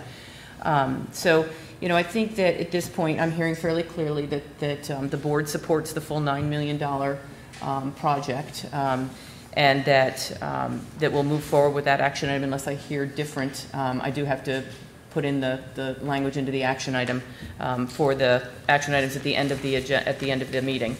But at this point in time, does anybody wish to add anything further? All set? Great. Then I will amend the action item to include that number. And I want to thank everybody who has been here tonight and who sits here on the board and spends a lot of time thinking about these things. At this point in time, I'm going to turn it over to Sure. Steve quickly for the request for the warrant article language. Sure. This was brought up last meeting. Jim conveyed the question from the Budget Committee, will the board put the tally of the budget on the warrant article? Had a chance to, and did hear that the town has been doing this, so I talked to Town Administrator Cass. So because there was not an action or an article at town meeting, at school district meeting to compel the board has the choice, you know, on your own volition to put the tally. But you are not, there's nothing compelling you, it is your free choice. So what it would look like, the Hopkinton School Board 3-2 vote recommends $20,780,647. So that would be included. And you can either have an action item or you can make the consensus of the board. And Michelle, when she gets it ready to send to the DRA, will do that. But it is the board's will. Does anybody have any questions about that in terms of, that's one of the things I'm glad we waited the week, because we also double-checked all the documentation supporting that to make sure we had the ability to make that choice. And you know, I think an action item might be better, just because the DRA asked for it. So if you want to add that action item. I will add that action item. Is everybody comfortable to vote on that at the end of the meeting? We'll add that as item number 14. Yes. Actually, let's do it as 13, because I think we want to have 13 be the last one. Sorry, okay. There's two 12s there. We're going to add it as action. I know, I'll fix that. I tried to mess you. It's okay. I'm still awake. I'm a math major. I'm still awake. Liz, still awake. What do you want to do on that one? Sorry. On the vote. On the vote, the action item would read that. No, I mean, what's your position on it? My position is to go ahead and to include that as something the board approves. That's just my recommendation. Yeah, so, and as long as the board feels comfortable voting on that tonight, then. Everybody good? No. Okay. Yep. Thank you. And I will draft an action item for that. Next is the debriefing from the Budget Committee. Turn it over to Jim. Comfortable did, doing I a was quick budget there. committee update? Seems like so long ago. It does. It was easy last night, mostly because I didn't have to give a presentation. I just responded. So thanks to Steve and Michelle for providing an update of the programmatic budget. There was another update. There was a request for grid lines to make everybody's eyes feel better as you're looking across lines. And an additional column was added to include the. Actually, I didn't look at it. So it was to include the attendance, the enrollment in the schools. That's the word I'm looking for. And then I think, the budget committee just started, I think, more of a philosophical discussion. Don Houston provided us with many well-researched documents. I'm trying to think of the right way to say that, Don. Well-researched documents where Hopkinton, ranks for tax rate, both school and town, and just other documents just relating to, what's the burden overall on budgets. The two precincts provided their budgets, and I think the committee struggled with the high quality of the schools. I think everybody agreed with that, and where we are, and the need to sort of look a little bit holistically on the tax rate and what that means, and how to have a great school system as well as sort of be cognizant of the tax rate. So there was no decisions made last night. There was no actual items put on the table in terms of reductions or increases to our budget.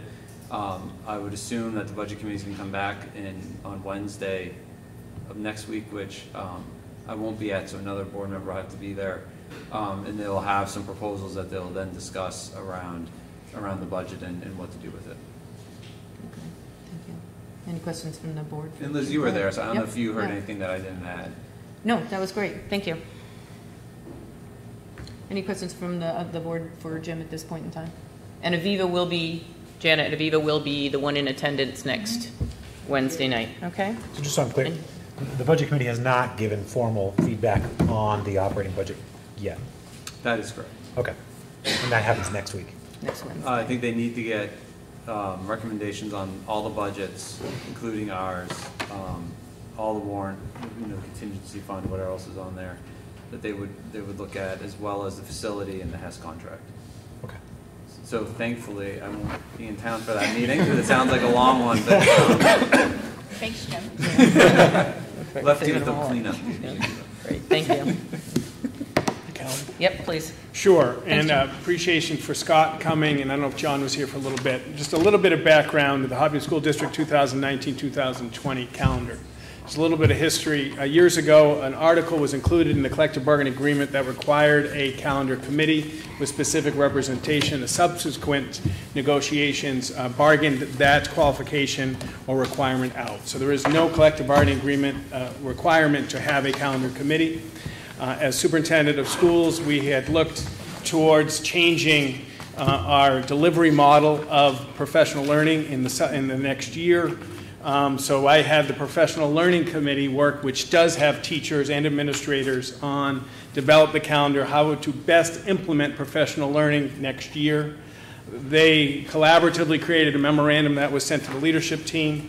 The leadership team reviewed the placement of professional learning, including a 4-day academy at the start of school. Once I got that memorandum and recommendation from the Professional Learning Committee, I placed those dates on a draft calendar.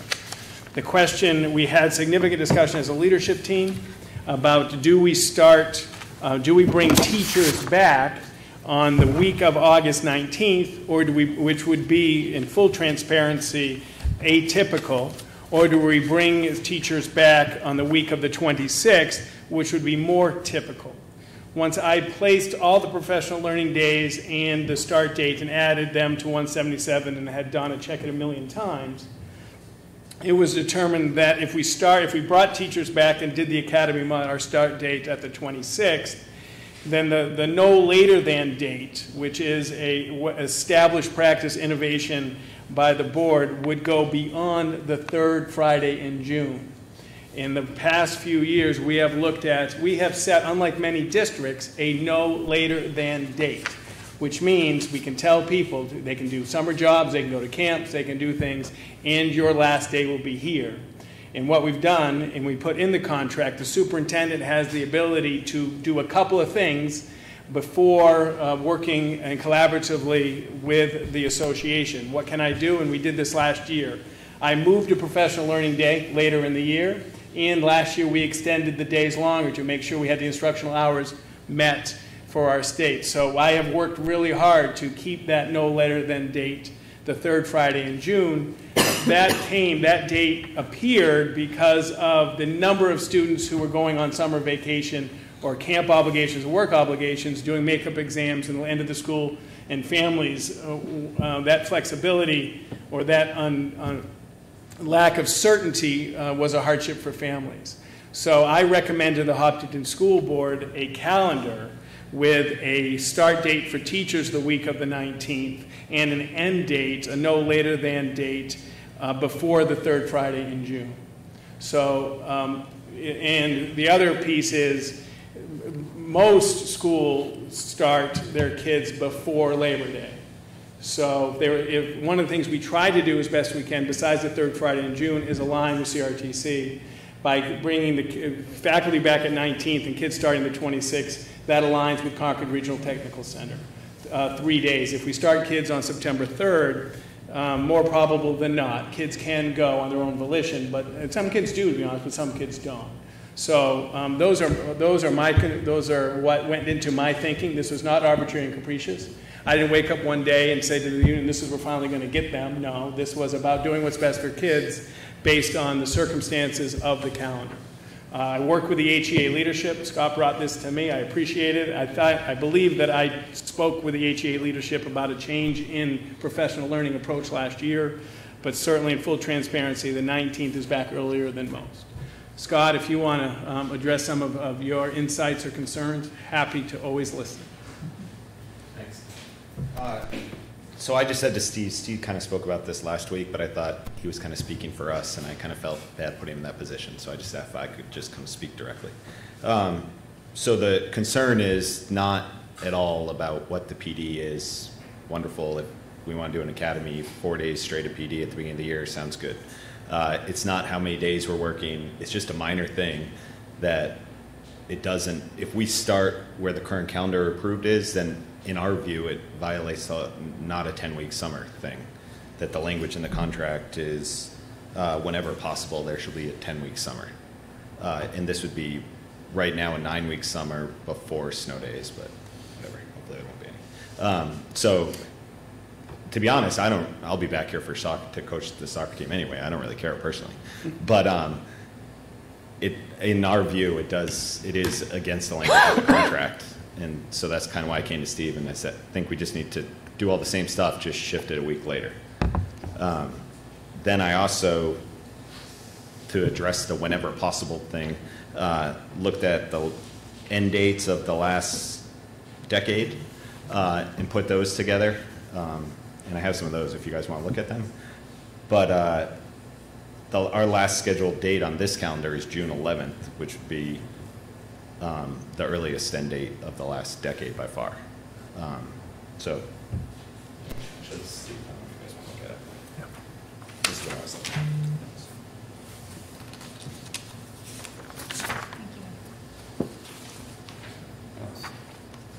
Thank you. Steve, how long have we had the academy in effect? That's an innovation. This is right. the first year. Right, so we have put a timeline together with school board support to implement a curriculum management tool. And that impetus was to make sure we are front-loading instruction, professional learning about a curriculum management tool. And that grew to, we have mandatory professional learning. We thought we'd do the beginning of the year and some building other initiatives. So this is the first time that we've done a 4-day front-load professional learning model.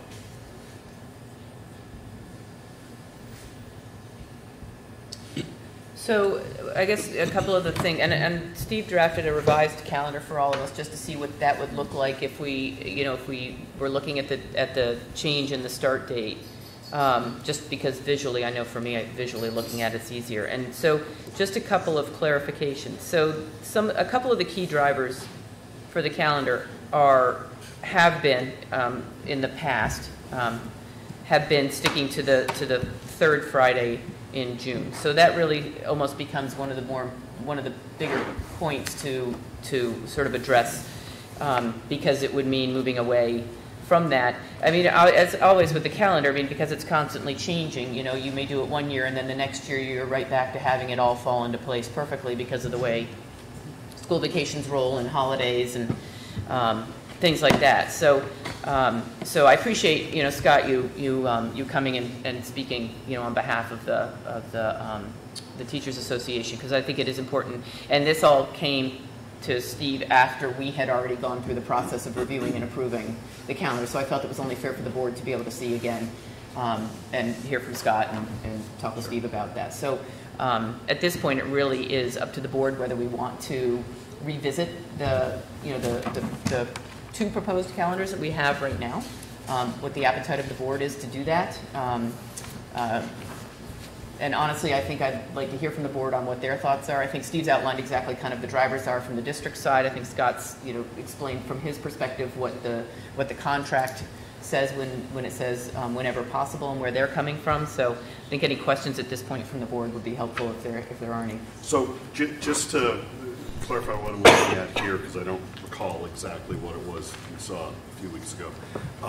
In the calendar that we approved, which day is the first day for students? In the calendar that we approved, the first day for students would have been the 26th. 26th. And in the calendar that Mr. Zipke is talking about, the first day of students would be? The September 3rd. 3rd. You know what? We actually just heard a bill in House Education on school calendars, and it was submitted by former Superintendent Rick Ladd. And there was a lot of testimony on it. Some of that testimony from superintendents went to the fact that educational efficacy, once you get into June, begins to fall off sharply. And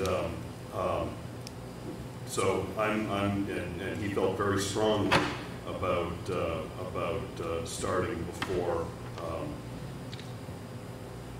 Labor Day, and which I think the calendar we approved does that. That's correct. I'm inclined to go with that, but I will certainly go with what the board would like to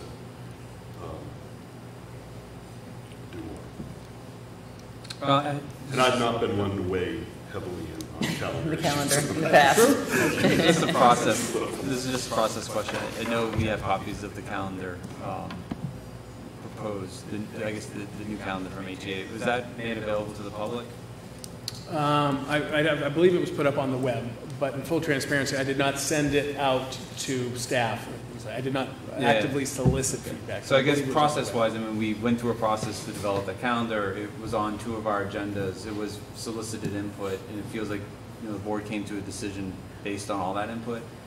So I think if we wanted to, if the board had an appetite and wanted to move forward with this, I would think we would want to follow the same process and allow for the public to comment on it, send it out, which is going to take, I assume, weeks in order to do that. And I'm inclined, just, you know, we did a process that we followed. People had the opportunity during that process to weigh in, and so I have sympathy, but I don't know about waiting another couple of weeks in order to finalize the calendars in the district's best interest. Thanks, Jim. Matter of Eva? I agree. I mean, I think somewhat it's unfortunate that our intent to have an innovative program has impacted the calendar this year. But I do think we already went through the process to vet the calendar that was presented, and I don't think at this point we should change it. I think for next year, maybe we could look at some other ways. I do want to point out, even though we don't know them yet, but athletics does start mid-August, and our students do return fairly early, and they do not have a 10-week summer generally. So I think if there's a way to solve this issue in the future, either by language in the contracts, and are having more input, whether, you know, if we want to have this innovative program, what's going to be the best solution. I think it just needs to be discussed, but I don't think it can be addressed in this calendar year. Had any feedback at this point? I mean, I tend to, if the teachers union has requested this and it has been a practice of ours, to me, I take that with with, you all know that I actually love talking about the calendar. And I am not a huge advocate for 2 partial weeks to start. This would be 3 partial weeks to start the year. So my recommendation would be to accept the request of the teachers union and bump us out a week. But I'm not sure what that would do to the process. Oh, even knowing that it would modify the process, that would be my recommendation. Thank you. I think I mean, at this point, hearing what the board's, the majority of the board is feeling, that the board feels comfortable with the calendar that's been approved at this point in time, but I think that we can certainly, for the calendar next year, make sure that we continue to, to take a look at all the options. I think the calendar is always a challenge. There's some very compelling things on both sides that are sometimes challenging, and I understand the contractual piece of it, Scott, and I think that that's something that, when we look at the calendar for next year and whether or not there is the same similar type situation and being able to move forward with it, that we would want to make sure that we take a look at that. So I think the board learned a little bit more through this process too, which is good. I mean, it's hard to balance the needs of the community and families coming back to participate in athletics and then being home for 2.5 weeks and kids leaving for jobs in June. And having to rearrange and make accommodations for exams in order to be able to get to a job that requires a start date that our schools are struggling to get to finish up in time. So I think at this point that the board is comfortable with the calendar that's been approved, and we certainly will, always look at the calendar process as something as part of the board's responsibility and with community feedback and adhering to the process. But at this point, I'm not going to put an action item on the agenda for this evening to change the calendar. So thank you, Scott, for coming. Appreciate the feedback and the input that you provided.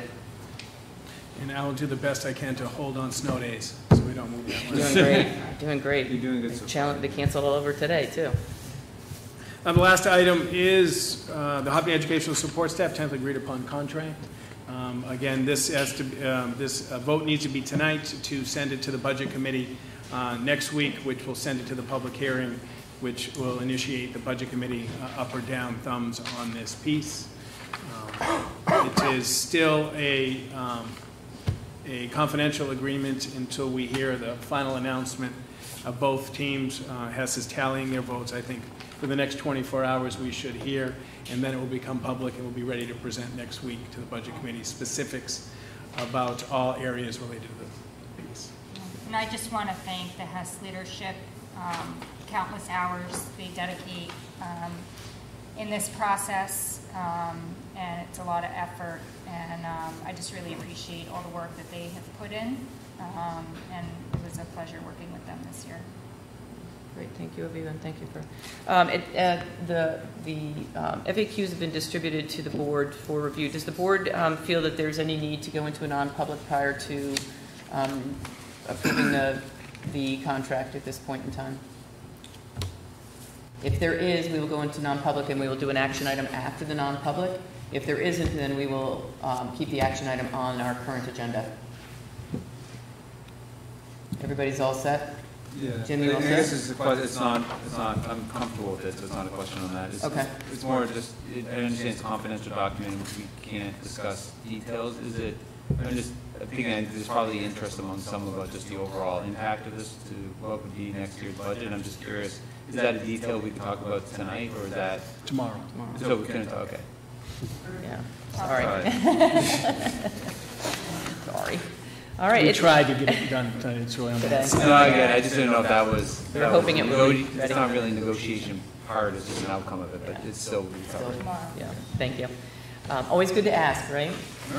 At this point, we're at the second opportunity for public comment. For those of you who are still with us, if you'd like to provide any additional comment at this point in time, and we appreciate you staying and hanging with us through the agenda tonight and through the hearing. Anybody wish to provide any comment at this juncture? Sure.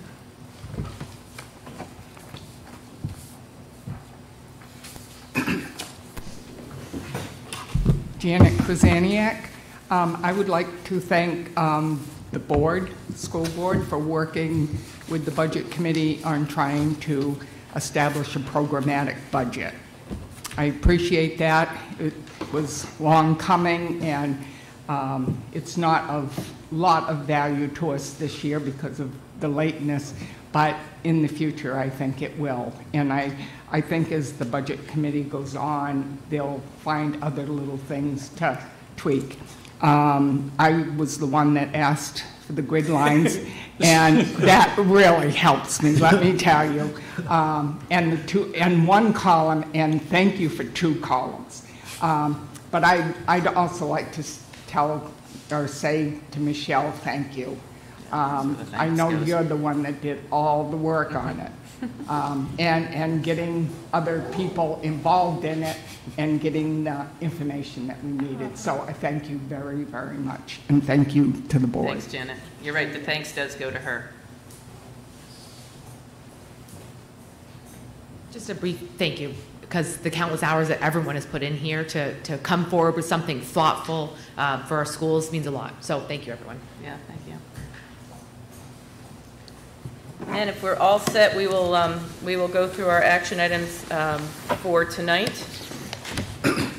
I will take a motion for the Hopkinton School Board to accept the superintendent's recommendation to establish an article for the 2019 annual school district meeting, which raises and appropriates the sum of $9,796,692 for the renovation in addition to Harold Martin School, the renovation of Maple Street School, and the renovation of Hopkinton Middle and High Schools, and to authorize the issuance of not more than $9,796,692 of bonds or notes under and in compliance with the provisions of the Municipal Finance Act, RSA Chapter 33, to authorize the school board to apply for, obtain, and accept federal, state, and other aid, if any, which may be available for said project, and to comply with all laws applicable to said project, to authorize the school board to issue, negotiate, sell, and deliver such bonds or notes, and to determine the rate of interest thereon and the maturity of other terms thereof, and to authorize the school board to take any other action or to pass any other vote relative thereto. Discussion this morning. We need the motion moved first. So moved.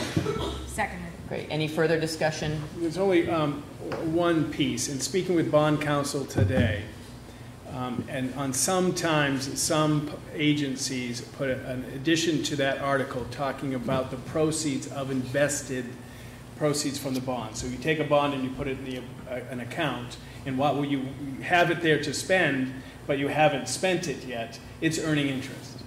So there's 2 ways you can go. One, that interest goes back to the general fund as revenue. The other is taking that interest and putting it back into the project. If you're going to do it that way, there's a significant amount of work that has to be done with the bond bank and with council to estimate how much we would think we would do that. And this is, Michelle and I spoke today, we spoke with bond counsel and the bond bank about this notion. Because this is likely to be a multi-sub-project bond, it is going to be very difficult to estimate how much we're going to gain in that. So it is perfectly appropriate not to say it's going back in the project, going general fund. I don't know how we could estimate this because it's going to be sub-projects. But if the board wanted to charge me and Michelle to digging in and finding that out, I'm happy to attempt. But in speaking with bond counsel, that nuance would be difficult. It's not like we're doing a new school for $30 million, and you know, because there's going to be variability here. But Renell asked that I raise that today. You don't have, many don't do it, and some, and talking with bond counsel, some put these bonds in non-interest bearing accounts because they're tax exempt. So this is a smaller percentage, but I wanted to make sure that I was transparent and raise this. And if you wanted to charge Michelle and me, dig in, we could dig in, but it would be a challenge because of the likelihood of the concepts of the multi-bond approach. Well, even if it was, even if it did contribute any, interest from an interest-bearing account, wouldn't it go to undesignated fund balance or Article 10? Unless you specifically so designate here. Yeah, so exactly. It wouldn't be spent on other projects. No, exactly. But it just can't. If we get interest, it's going to go back. I don't think it's worth chasing that. I didn't think so either, but I wanted to make sure I raised it under discussion of the action item. Great. Thank you. Appreciate it. All in favor? Aye. Any opposed? Motion carries. Take a motion for the Hopkinton School Board to authorize the tally vote on warrant articles on the fiscal year 20 operating budget. So moved. Second. Any further discussion? No, oops, sorry, Jim. No discussion. I just think it's a good idea. So I think the budget committee will be happy with this, and I think it's a good transparent move that we can make. Yep, So absolutely. Thank you for. Yep. All in favor? Aye. Any opposed? Motion carries. I'll take a motion for the Hopkinton School Board to ratify the tentatively agreed upon collectively bargained agreement with the Hopkinton Educational Support Staff for a 3-year term, 2019 to 2022.